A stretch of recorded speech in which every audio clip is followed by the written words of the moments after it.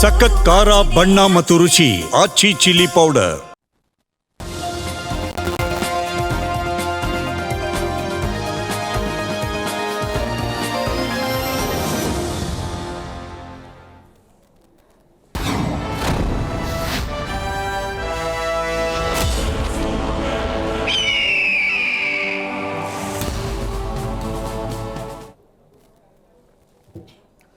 ನಮಸ್ಕಾರ. ಮೆಗಾ ಸುದ್ದಿ ವಿಶೇಷ ಕಾರ್ಯಕ್ರಮಕ್ಕೆ ಸ್ವಾಗತ. ನಾನು ಹಿಮಕುಮಾರ್. ಕಳೆದ ಕೆಲವು ದಿನಗಳಿಂದ ಒಂದು ಆತಂಕಕಾರಿ ಸುದ್ದಿ ಹರಿದಾಡ್ತಾ ಇದೆ. ಯಾವಾಗ ಮೊಟ್ಟೆ ರೇಟ್ ಜಾಸ್ತಿ ಆಯ್ತಲ್ಲ ಆವಾಗಿಂದ ಶುರುವಾಗ್ತಾ ಇರುವಂಥದ್ದು ಮೊಟ್ಟೆ ತಿನ್ಬೇಕಾ ಬೇಡವಾ ಅನ್ನೋದು. ಅದರ ಮಧ್ಯೆ ಮೊಟ್ಟೆ ತಿಂದರೆ ಕ್ಯಾನ್ಸರ್ ಬರುತ್ತೆ ಅನ್ನುವಂಥ ಒಂದು ಆತಂಕಕಾರಿ ಆಘಾತಕಾರಿ ವರದಿ ಇದು. ಸೊ ಹಂಗಾಗಿ ಇದು ಎಲ್ಲಿಂದ ಶುರುವಾಯಿತು ಅನ್ನೋದು. ಮೊಟ್ಟೆ ಅನ್ನೋದು ಬೇಕೇ ಬೇಕು ಪ್ರೋಟೀನ್ಗಾಗಿ. ಆದರೆ ಇದ್ದಕ್ಕಿದ್ದಾಗೆ ಮೊಟ್ಟೆಯಲ್ಲಿ ಕ್ಯಾನ್ಸರ್ ಬರುತ್ತೆ ಅಂತ ಹೇಳಿದ್ರೆ ಮೊಟ್ಟೆ ಪ್ರಿಯರು ಏನು ಮಾಡಬೇಕು ಅನ್ನುವಂಥ ಪ್ರಶ್ನೆ ಈಗ. ಸೊ ಹಂಗಾಗಿ ಅಧ್ಯಯನ ವರದಿ ಏನು ಹೇಳುತ್ತೆ, ಮೊಟ್ಟೆ ಯಾಕೆ ತಿನ್ನಬಾರ್ದು, ಈ ಚರ್ಚೆ ಎಲ್ಲಿಂದ ಶುರುವಾಯಿತು, ಅದರ ಜೊತೆಗೆ ಮೊಟ್ಟೆ ತಿಂದರೆ ಕ್ಯಾನ್ಸರ್ ಬರುತ್ತೆ ಅನ್ನೋದು ಒಂದು ಅಂಶ ಬೆಳಕಿಗೆ ಬಂದಿರುವಂಥದ್ದು. ಅಂದರೆ ಬ್ರ್ಯಾಂಡ್ನ ಮೇಲೆ, ಒಂದು ಬ್ರ್ಯಾಂಡಿನ ಮೇಲೆ ಒಂದು ವೇಳೆ ಆ ಬ್ರ್ಯಾಂಡಿನ ಮೊಟ್ಟೆ ತಿಂದರೆ ಕ್ಯಾನ್ಸರ್ಕಾರಕ ಅಂಶಗಳು ಪತ್ತೆ ಆಗಿದೆ ಅನ್ನುವಂಥ ಭಯಾನಕ ವರದಿ ಇದೆ. ಹಾಗಾದರೆ ಆ ಬ್ರ್ಯಾಂಡ್ ಯಾವುದು, ಯಾವ ರೀತಿಯಾಗಿ ಗುಣಮಟ್ಟದ ಆಹಾರವನ್ನು ಸೇವಿಸಬೇಕು ಅನ್ನುವಂಥ ಯಕ್ಷ ಪ್ರಶ್ನೆ. ಅಂದರೆ ತಿನ್ನುವಂಥ ಆಹಾರಗಳು ಎಲ್ಲವೂ ಕೂಡ ವಿಷಕಾರಿ ಆದರೆ ಜನ ಬದುಕೋದು ಹೇಗೆ ಅನ್ನುವಂಥ ಸಹಜವಾಗಿ ಈ ರೀತಿಯ ಪ್ರಶ್ನೆಗಳು ಉಟ್ಕೊಳ್ತಾ ಇರುವಂಥದ್ದು. ಸೊ ಹಂಗಾಗಿ ಆರೋಗ್ಯವಾಗಿರುವಂಥ ಜೀವನವನ್ನು ಕಾಪಾಡಿಕೊಳ್ಳೋದು ಹೇಗೆ, ಪ್ರಮುಖವಾಗಿ ಮೊಟ್ಟೆ ವಿಚಾರ ಯಾಕೆ ಬರ್ತಾ ಇದೆ ಇಲ್ಲ, ಎಲ್ಲದರ ಬಗ್ಗೆ ಚರ್ಚೆ ಮಾಡ್ತೀವಿ. ಇದೇ ಇವತ್ತಿನ ವಿಶೇಷ, ಮೊಟ್ಟೆಯಿಂದ ಕ್ಯಾನ್ಸರ್.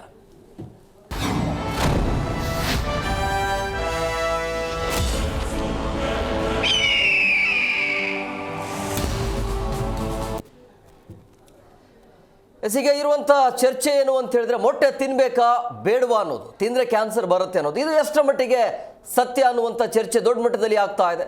ಸೊ ಹಂಗಾಗಿ ಇವತ್ತಿನ ಕಾರ್ಯಕ್ರಮದಲ್ಲಿ ಆಹಾರ ತಜ್ಞರು ಇರ್ತಾರೆ, ಆಮೇಲೆ ವೈದ್ಯರು ಕೂಡ ಇರ್ತಾರೆ. ತಿನ್ನಬೇಕಾ ಬೇಡವಾ, ಎಷ್ಟು ತಿನ್ನಬೇಕು, ಒಂದು ವೇಳೆ ಕ್ಯಾನ್ಸರ್ ಬಂದರೆ ಏನು ಮಾಡಬೇಕು ಅನ್ನೋದು, ಪರ್ಯಾಯ ವ್ಯವಸ್ಥೆ ಏನಾದರೂ ಇದೆಯಾ ಅನ್ನೋದ್ರ ಬಗ್ಗೆ. ಸೊ ಮೊಟ್ಟೆ ಪ್ರಿಯರು ನೋಡಲೇಬೇಕಾಗಿರುವಂಥ ಸ್ಟೋರಿ ಇದು. ಮೊಟ್ಟೆ ತಿಂದರೆ ಕ್ಯಾನ್ಸರ್ ರೋಗ ಬರುತ್ತಾ ಇಲ್ವಾ ಅನ್ನುವಂಥ ವಿಚಾರ ಇದು. ಮೊಟ್ಟೆಯಲ್ಲಿ ಕ್ಯಾನ್ಸರ್ಕಾರಕ ಅಂಶಗಳು ಇದೆಯಾ ಅನ್ನುವಂಥ ಚರ್ಚೆ ಆಗ್ತಾ ಇದೆ. ಪ್ರೋಟೀನ್ ಮೂಲವಾಗಿರುವಂಥ ಮೊಟ್ಟೆಯನ್ನು ತಿಂದರೆ ಕ್ಯಾನ್ಸರ್ ಬರುತ್ತೆ ಅನ್ನೋದು. ಹಾಗಾದರೆ ತಿನ್ನಬೇಕಾ ಬೇಡವಾ?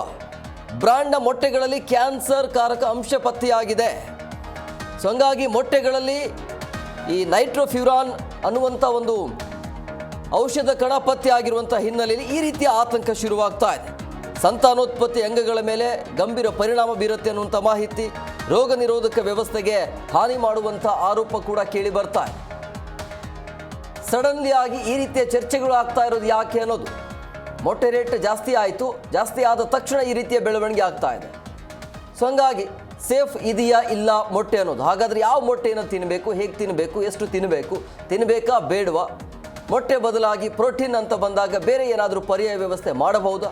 ಮೊಟ್ಟೆ ಅಂತ ಹೇಳಿದ್ರೆ ಶಾಲಾ ಮಕ್ಕಳಿಂದ ಹಿಡಿದು ಪ್ರತಿಯೊಬ್ಬರು ಕೂಡ ಮೊಟ್ಟೆಯನ್ನು ತಿಂತಾರೆ. ಸೊ ಈಗ ಅವ್ರು ಏನು ಮಾಡಬೇಕು ಅನ್ನೋದು, ಎಲ್ಲದರ ಬಗ್ಗೆ ಚರ್ಚೆ ಮಾಡ್ತೀವಿ. ಇನ್ನು ಯಾವಾಗ ಈ ರೀತಿಯ ಚರ್ಚೆಗಳು ಬಂದಾದ ನಂತರ ಆರೋಗ್ಯ ಇಲಾಖೆ ಕೂಡ ಈಗ ಎಚ್ಚೆತ್ತುಕೊಂಡಿದೆ.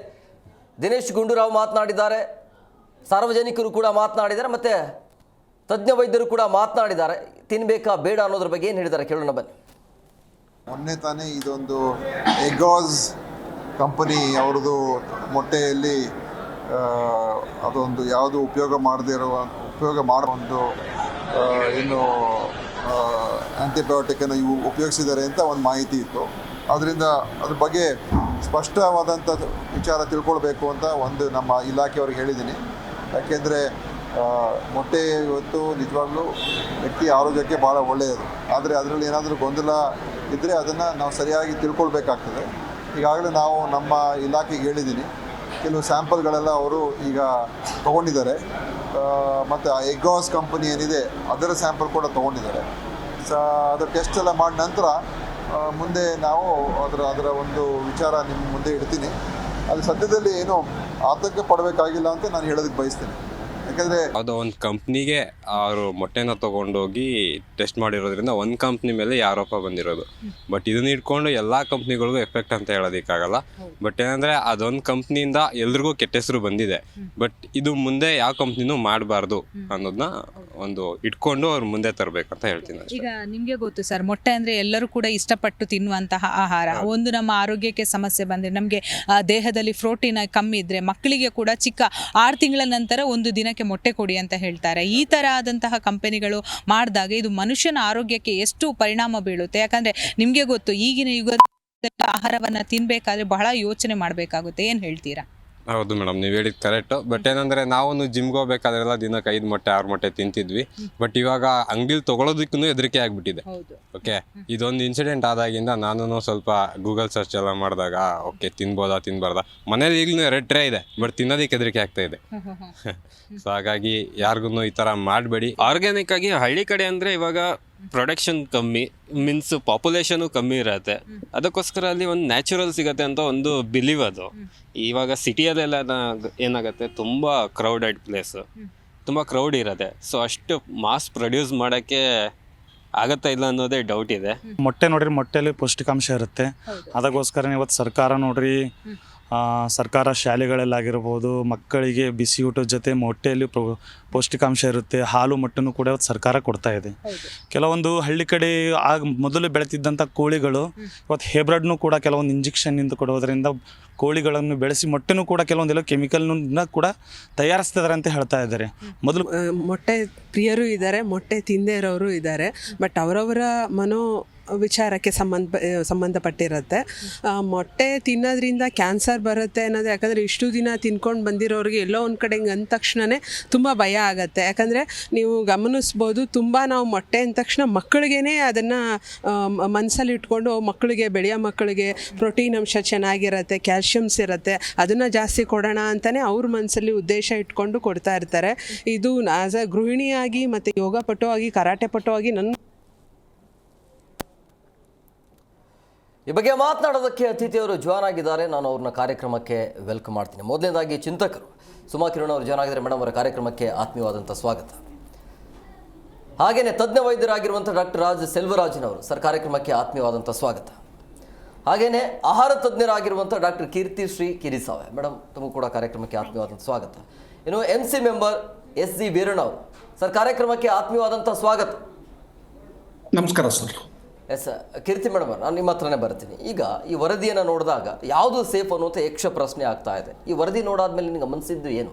ಅಂದರೆ ತಿನ್ನಬೇಕಾ ಬೇಡವಾ, ಹೊಟ್ಟೆಗೆ ಏನಾದರೂ ತಗೋಬೇಕಾ ಬೇಡ ಅನ್ನೋದು ಈಗ ಇರುವಂಥ ಪ್ರಶ್ನೆ. ಈಗ ಒಂದು ಸಣ್ಣ ವರದಿಯಿಂದ ಎಲ್ಲರೂ ಇಷ್ಟು ಮಟ್ಟಿಗೆ ಪ್ಯಾನಿಕ್ ಆಗೋದು ಅಷ್ಟು ಒಳ್ಳೆಯದಲ್ಲ. ಇನ್ನೂ ನಮಗೆ ಡೀಟೇಲ್ ಹಾಗೆ ಸ್ಟಡಿ ಯಾವುದು ಬಂದಿಲ್ಲ. ಆ ರಿಪೋರ್ಟ್ ಬಂದಮೇಲೆ ಪ್ಯಾನಿಕ್ ಆಗೋದಿರುತ್ತೆ, ಅದಕ್ಕೆ ತೊಗೊಳ್ಬೇಕಾದ ಕ್ರಮಗಳನ್ನ ಮುಂದಕ್ಕೆ ತೊಗೊಳ್ಬೋದು. ಬಟ್ ಆ್ಯಸ್ ಆಫ್ ಹೋಲ್ ಒಂದು ಮೊಟ್ಟೆ ಅಂತ ಕನ್ಸಿಡರ್ ಮಾಡಿದ್ರೆ ಅದರಲ್ಲಿ ಲಾಟ್ ಆಫ್ ನ್ಯೂಟ್ರಿಷನಲ್ ಫ್ಯಾಕ್ಟರ್ಸ್ ಇರುತ್ತೆ. ಆ್ಯಂಡ್ ಒಂದು ಮೊಟ್ಟೆ ಒಂದು ಮಗುವಿಗೆ ಇಲ್ಲ ಒಂದು ಜನಾಂಗಕ್ಕೆ ಖಂಡಿತವಾಗೂ ಅದು ಒಳ್ಳೆ ಪೌಷ್ಟಿಕ ಆಹಾರ ಆಗಿನೂ ಕೂಡ ಇದೆ. ಇದರಲ್ಲಿ ಆಲ್ಮೋಸ್ಟ್ ಎಲ್ಲ ನ್ಯೂಟ್ರಿಯನ್ಸ್ ಇರುತ್ತೆ. ಮೈಕ್ರೋನ್ಯೂಟ್ರಿಯನ್ಸಿಂದ ಹಿಡಿದು ಕೋಲಿನ್, ಮೆಗ್ನೀಷಿಯಂ, ವೈಟಮಿನ್ B12 ಇದೆಲ್ಲ ಅಗತ್ಯವಾಗಿ ದೇಹಕ್ಕೆ ಬೇಕಾಗಿರೋ ಅಂಶಗಳು ಮೊಟ್ಟೆನಲ್ಲಿ ಇರುತ್ತೆ. ಸೊ ಒಂದೇ ಒಂದು ಸ್ಯಾಂಪಲಿಂದ ನಾವು ಯಾವುದೇ ಒಂದು ಆಹಾರ ಪದಾರ್ಥನ ಕೆಟ್ಟದ್ದು ಅಂತ ಡಿಸೈಡ್ ಮಾಡಲಿಕ್ಕೆ ಆಗೋದಿಲ್ಲ. ಸೆಲ್ವನ್ ಸರ್, ಈ ಗೊಂದಲ ಶುರುವಾಗಿದೆ ಎಲ್ಲಿಂದ? ಇದು ಬೇಸಿಕ್ಲಿ ಅದು ಒಂದು ವೈರಲ್ ವಿಡಿಯೋ ಬಂತು, ಯೂಟ್ಯೂಬ್ ವಿಡಿಯೋ ಬಂತು, ಡಾಕ್ಟ್ರೇ ಹಾಕಿದ್ದು.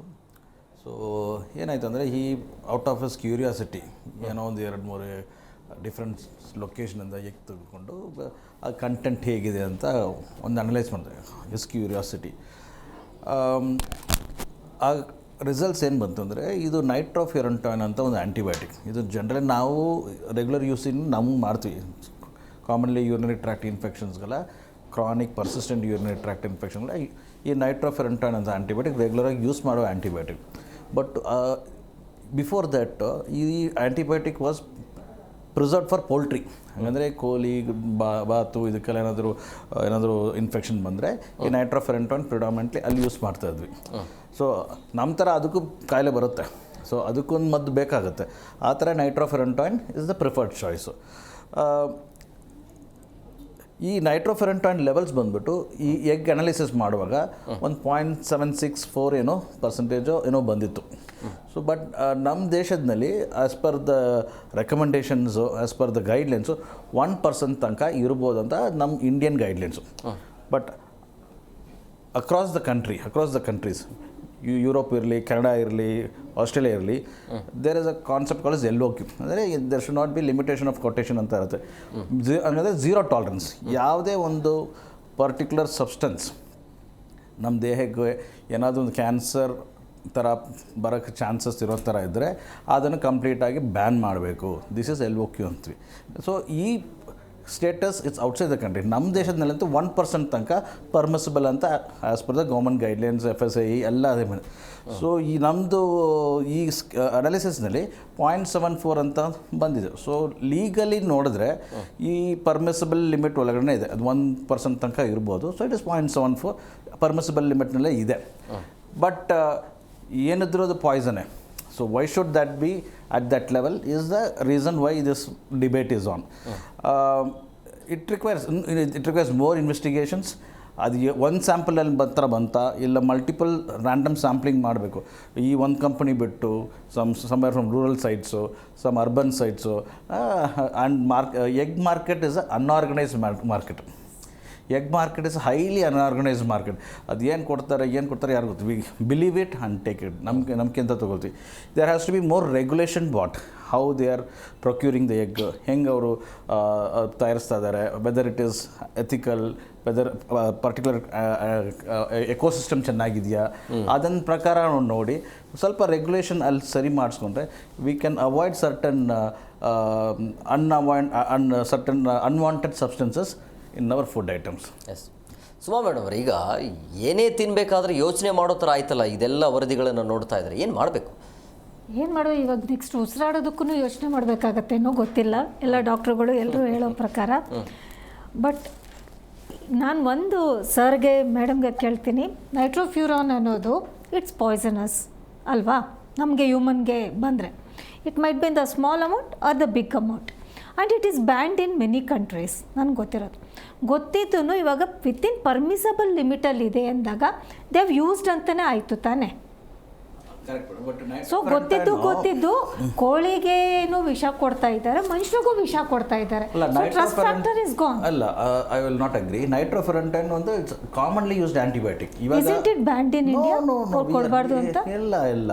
ನೈಟ್ರೋಫೆರಂಟೈನ್ ಎನಿ ಕ್ರಾನಿಕ್ UTI ನೋಡಿದ್ರೆ ಹಳೇ ಆ್ಯಂಟಿಬಯೋಟಿಕ್ ಇದು. ನೈಟ್ರೋಫೆರಂಟೈನ್ ಇಟ್ಸ್ ವೆರಿ ಓಲ್ಡ್ ಆ್ಯಂಟಿಬಯೋಟಿಕ್. ಈಗ ವಿತ್ ನ್ಯೂಯರ್ ಆ್ಯಂಟಿಬಯೋಟಿಕ್ಸ್ ಅದೆಲ್ಲ ಹಿಂದೆ ಹೋಗಿಬಿಟ್ಟಿದೆ. ಬಟ್ ಕ್ರಾನಿಕ್ ಪರ್ಸಿಸ್ಟೆಂಟ್ ತಿರ್ಗಾ UTI ಬರ್ತಿರುತ್ತಲ್ಲ, ಅವಾಗ ಏನಾಗುತ್ತೆ ಅಂದರೆ ಹೊಸ ಆ್ಯಂಟಿಬಯೋಟಿಕ್ ಎಲ್ಲ ಕೆಲಸ ಮಾಡಲ್ಲ. ಅಂಥ ಕೇಸಿಗೆ ನಾವು ಓಲ್ಡ್ ಆ್ಯಂಟಿಬಯೋಟಿಕ್ ಪ್ರಿಫರ್ ಮಾಡ್ತೀವಿ. ಈ ಥರ ಆಯಿತು ಅಂದರೆ ನಾವೇನು ಇವಾಗ ಅಕ್ಕಿ ತಿನ್ನೋಕ್ಕಾಗಲ್ಲ, ರಾಗಿ ತಿನ್ನೋಕ್ಕಾಗಲ್ಲ, ಏನೂ ತಿನ್ನೋಕ್ಕಾಗಲ್ಲ. ಬಟ್ ನನಗೆ ಗೊತ್ತಿರೋ ಥರ when it is so hazardous, ಅವ್ರು ಏನಕ್ಕೆ ಯೂಸ್ ಮಾಡಿದ್ರು ಆ ಪೌಲ್ಟ್ರಿ ಅವರು ಅಂತ ನನಗೆ. ಪೌಲ್ಟ್ರಿಗೆ that is the prefer antibiotic. So ಪೌಲ್ಟ್ರಿಗೆ ಅಷ್ಟೊಂದು ರಿಸರ್ಚ್ ಇಲ್ಲ. ಇರೋ ಆ್ಯಂಟಿಬಯೋಟಿಕ್ ಏನೋ ಒಂದು ಕೋಳಿಗೇನೋ ಕಾಯಿಲೆ ಬಂತು ಅಂದರೆ that was the preferred antibiotic ಅದು. ಬಟ್ ಅಗೇನ್ ಗೌರ್ಮೆಂಟ್ ಏನು ಆರ್ಡರ್ ಕೊಟ್ಟಿದೆ ಅಂದರೆ there is a cut off limit. High dosage of antibiotics ಅದು ಕೊಡಬಾರ್ದು ಅಂತ ಅಷ್ಟೇ. ಅಟ್ ಪರ್ಮಿಸಬಲ್ ಲಿಮಿಟ್ಸ್ನಲ್ಲಿ ಇರಬೇಕಂದ್ರೆ ಹೈ ಡೋಸ್ ಕೊಟ್ಟಿರಲ್ಲ. ಸೊ ಸಪೋಸ್ 1%ಗಿಂತ ಹೆಚ್ಚು ಇತ್ತಂದರೆ then they have cross the limits. So ಇವಾಗ 0.74 0.76 ಅಂದರೆ ನಮಗೇನೋ ಕೆಮ್ಮು ಕಫ ಬಂದರೆ ನಾವು ಆ್ಯಂಟಿಬಯೋಟಿಕ್ ತೊಗೊಳ್ತಾರೆ, ಅದೇ ಥರ ಕೋಳಿಗೂ ಕೊಟ್ಟಿರ್ತಾರೆ. So it is in the permissible limits as per our Indian standards. But antibiotic ಕಂಡುಹಿಡಿದಿದ್ದಾರೆ, ಇಟ್ ಕ್ಯಾನ್ ಬಿ ರೆಡ್ಯೂಸ್ಡ್. ಇದು ಹೆಂಗೆ ನಾವು ಅವಾಯ್ಡ್ ಮಾಡ್ಬೋದು ಅಂತ ಚರ್ಚೆ ಮಾಡ್ಬೋದು. ಓಕೆ ವಿರಳ ಸರ್, ಈಗ ಈ ಮೊಟ್ಟೆ ರೇಟ್ ಯಾವಾಗ ಜಾಸ್ತಿ ಆಯ್ತಲ್ಲ ಆವಾಗಿಂದ ಶುರುವಾಗ್ತಾ ಇರುವಂಥದ್ದು ಮೊಟ್ಟೆ ತಿನ್ನಬೇಡಿ ಅನ್ನೋದಕ್ಕಿಂತ, ಮೊಟ್ಟೆ ರೇಟ್ ಜಾಸ್ತಿ ಆಯಿತು ತಿನ್ನಬೇಡಿ ಅನ್ನೋದಕ್ಕಿಂತ ಈಗ ಕ್ಯಾನ್ಸರ್ ಬರ್ತಾ ಇದೆ, ಯಾವುದೇ ಕಾರಣಕ್ಕೂ ಮೊಟ್ಟೆನ ತೆಗೆದುಕೊಳ್ಬೇಡಿ ಅನ್ನುವಂಥ ವಿಚಾರ. ಸೊ ಈ ರೀತಿ ವರದಿಯನ್ನು ನೋಡಿದಾಗ ಸಹಜವಾಗಿ ಜನರಲ್ಲಿ ಒಂದು ಆತಂಕ ಇರುತ್ತೆ, ಮೊಟ್ಟೆ ತಿನ್ನಬೇಕಾ ಬೇಡವಾ ಅನ್ನೋದು. ಮೊಟ್ಟೆ ರೇಟ್ ಜಾಸ್ತಿ ಆದ ತಕ್ಷಣ ಈ ರೀತಿಯ ಬೆಳವಣಿಗೆ ಯಾಕಾಯಿತು ಅಂತ ನೋಡಿ. ಈಗ ಚಳಿಗಾಲದಲ್ಲಿ ಮೊಟ್ಟೆ ಉತ್ಪಾದನೆ ಕಮ್ಮಿ ಇರೋದ್ರಿಂದ ಬೇಡಿಕೆ ಕೂಡ ಹೆಚ್ಚಿರೋದ್ರಿಂದ ದರ ಕೂಡ ಜಾಸ್ತಿ ಇದೆ. ಬೆಂಗಳೂರು ಮಾರ್ಕೆಟ್ ತೊಗೊಂಡ್ರೆ ಇವತ್ತು ₹6.90 ಇದೆ. ಅದೇ ರೀತಿ ನಮ್ಮ ದೇಶದ ನಾನಾ ಭಾಗಗಳು ನೋಡೋದಕ್ಕೆ ಹೋದ್ರೆ ₹7.50 ಮಿಗಿಲಾದ ಹೋಲ್ಸೇಲ್ ರೇಟ್ ಹೇಳ್ತಾ ಇದ್ದೀನಿ, ರಿಟೇಲ್ ದರ ಅಲ್ಲ. ರಿಟೇಲ್ ದರ ಅದಕ್ಕೆ ಇನ್ನೊಂದು ಸ್ವಲ್ಪ ಆಡಪ್ ಆಗುತ್ತೆ. ಬೆಂಗಳೂರಲ್ಲಿ ಇವತ್ತು ₹8ವರೆಗೂ ಇದೆ ರಿಟೇಲ್ ದರ. ಮೊಟ್ಟೆ ಬಂದು ಒಳ್ಳೆ ಒಂದು ನ್ಯೂಟ್ರಿಷಿಯಸ್ ಫುಡ್ಡು. ಅಂದರೆ ಮದರ್ ಮಿಲ್ಕ್ ಬಿಟ್ಟ ನಂತರ ಎರಡನೇ ಆಹಾರ ಇದರಲ್ಲಿ ಬರುವಂಥದ್ದು ಮೊಟ್ಟೆ. ಮೊಟ್ಟೆ ನಮ್ಮ ದೇಶದಲ್ಲಿ ಸುಮಾರು 35 ಕೋಟಿ ಮೊಟ್ಟೆ ಉತ್ಪಾದನೆ ಆಗ್ತಾ ಇದೆ ಒಂದು ದಿನಕ್ಕೆ. ಇತ್ತೀಚೆಗೆ ನಾವು ಅಮೆರಿಕಾಗೆ ಕೂಡ ಎಕ್ಸ್ಪೋರ್ಟ್ ಮಾಡ್ತಾ ಇದೀವಿ ನಮ್ಮ ದೇಶದಿಂದ. ಒಂದು ತಿಂಗಳಿಗೆ 10 ಕೋಟಿ ಮೊಟ್ಟೆ ಕೂಡ ಅಮೆರಿಕಾಗೆ ಹೋಗ್ತಾ ಇದೆ. ನೀವು ಅರ್ಥ ಮಾಡ್ಕೋಬೇಕು, ಇಲ್ಲಿ FDA food and drug administration America ಅವರು ಕೂಡ ಅಪ್ರೂವ್ ಮಾಡಿ ನಮ್ಮಿಂದ 10 ಕೋಟಿ ಮೊಟ್ಟೆನ ಪ್ರತಿ ತಿಂಗಳ ತಗೊಂತಾ ಇದ್ದಾರೆ. ಪ್ರತಿನಿತ್ಯ ನಮ್ಮಲ್ಲಿ ನಮ್ಮ ದೇಶದಲ್ಲಿ 35 ಕೋಟಿ ಮೊಟ್ಟೆ ಉತ್ಪಾದನೆ ಆಗ್ತಾ ಇದೆ ಮತ್ತು ಸೇವನೆ ಆಗ್ತಾ ಇದೆ. ಈ ರೀತಿ ನೋಡೋದಾದ್ರೆ ಎಲ್ಲೋ ಒಂದು ಕಡೆ ಯಾರೋ ಒಬ್ರು ರಿಪೋರ್ಟ್ ಮಾಡಿದ್ದಾರೆ ಅಂದ್ರೆ ಆ ವರದಿ ಎಲ್ಲಿದೆ? ಮತ್ತೆ ಈಗಾಗಲೇ ಸಾಕಷ್ಟು ಡಾಕ್ಟರ್ಗಳು ಇರ್ಬೋದು, ಸೈಂಟಿಸ್ಟ್ಗಳು ಇರ್ಬೋದು ಹೇಳ್ತಾ ಇದ್ದಾರೆ ಪರ್ಮಿಸಿಬಲ್ ಲಿಮಿಟ್ ಇದೆ ಅಂತ ಹೇಳಿ. ಹಾಗಾಗಿ ಏನು ತೊಂದರೆ ಆಗೋದಿಲ್ಲ, ಪರ್ಮಿಸಿಬಲ್ ಲಿಮಿಟ್ ಅಲ್ಲೇ ಇದ್ರೆ. ಇದನ್ನ ಬಹಳಷ್ಟು ವದಂತಿ ತರ ಅಪಪ್ರಚಾರ ಮಾಡಿ ಜನಗಳ ಮಟ್ಟಕ್ಕೆ ಕೊಂಡೊಯ್ದಿರೋದು ಇದು ಬಹಳಷ್ಟು ದುರದೃಷ್ಟಕರ. ಯಾಕಂದ್ರೆ ಅತಿ ಕಡಿಮೆ ದರದಲ್ಲಿ ಒಳ್ಳೆ ಪೌಷ್ಟಿಕವಾದ ಆಹಾರ ಸಿಗ್ತಾ ಇರೋದು ಜನತೆಗೆ ಮೊಟ್ಟೆ. ಈಗಾಗಲೇ ನಮ್ಮ ಶಾಲಾ ಮಕ್ಕಳಿರ್ಬೋದು, ಮಧ್ಯಾಹ್ನದ ಬಿಸಿ ಊಟದಲ್ಲಿ ಅವರು ಕೂಡ ಮಕ್ಕಳು ಕೂಡ ಮೊಟ್ಟೆನ ಸೇವನೆ ಮಾಡ್ತಾ ಇದ್ದಾರೆ. ಸರ್ಕಾರ 2 ಮೊಟ್ಟೆ ಕೊಡ್ತಾ ಇದೆ. ಅಜೀಂ ಪ್ರೇಮ್ಜಿ ಫೌಂಡೇಶನ್ ಇಂದ 4 ಮೊಟ್ಟೆ 1500 ಕೋಟಿ ರೂಪಾಯಿ ವಂತಿಗೆ ಕೊಟ್ಟಿದ್ದಾರೆ ಒಂದು ವರ್ಷಕ್ಕೆ ನಮ್ಮ ಕರ್ನಾಟಕ ರಾಜ್ಯದ ಮಕ್ಕಳಿಗೆ ಸರ್ಕಾರದ ವತಿಯಿಂದ ಮಿಡ್ ಡೇ ಮೀಲ್ಸ್ ಕೊಡೋದಕ್ಕೆ. ಈ ರೀತಿ ಎಲ್ಲ ಇದೆ.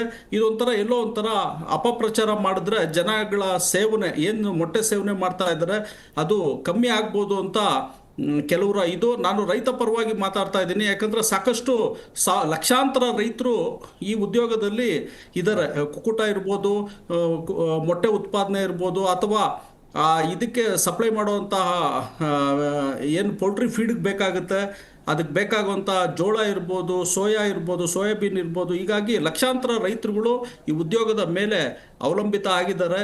ಎಲ್ಲೋ ಒಂದು ಕಡೆ ಇದು ಅಪಪ್ರಚಾರ ಮಾಡೋ ರೀತಿ ಒಂದು ವದಂತಿ ನಮ್ಮ ವೀರಣ್ಣ ಸರ್, ನೀವು ಹೇಳಿದ್ರಿ ಇದೆಲ್ಲ ವದಂತಿ, ಇದೆಲ್ಲ ಸುಳ್ಳು ಅಂತ ಹೇಳಿ. ಒಂದ್ ವೇಳೆ ಈಗ ನೀವೇ ಹೇಳಿದ್ರಿ ಬೇಡಿಕೆ ಜಾಸ್ತಿ ಇದೆ, ಸೊ ಹಂಗಾಗಿ ಮೊಟ್ಟೆ ರೇಟ್ ಜಾಸ್ತಿ ಆಗಿದೆ ಅನ್ನುವಂಥ ವಿಚಾರ.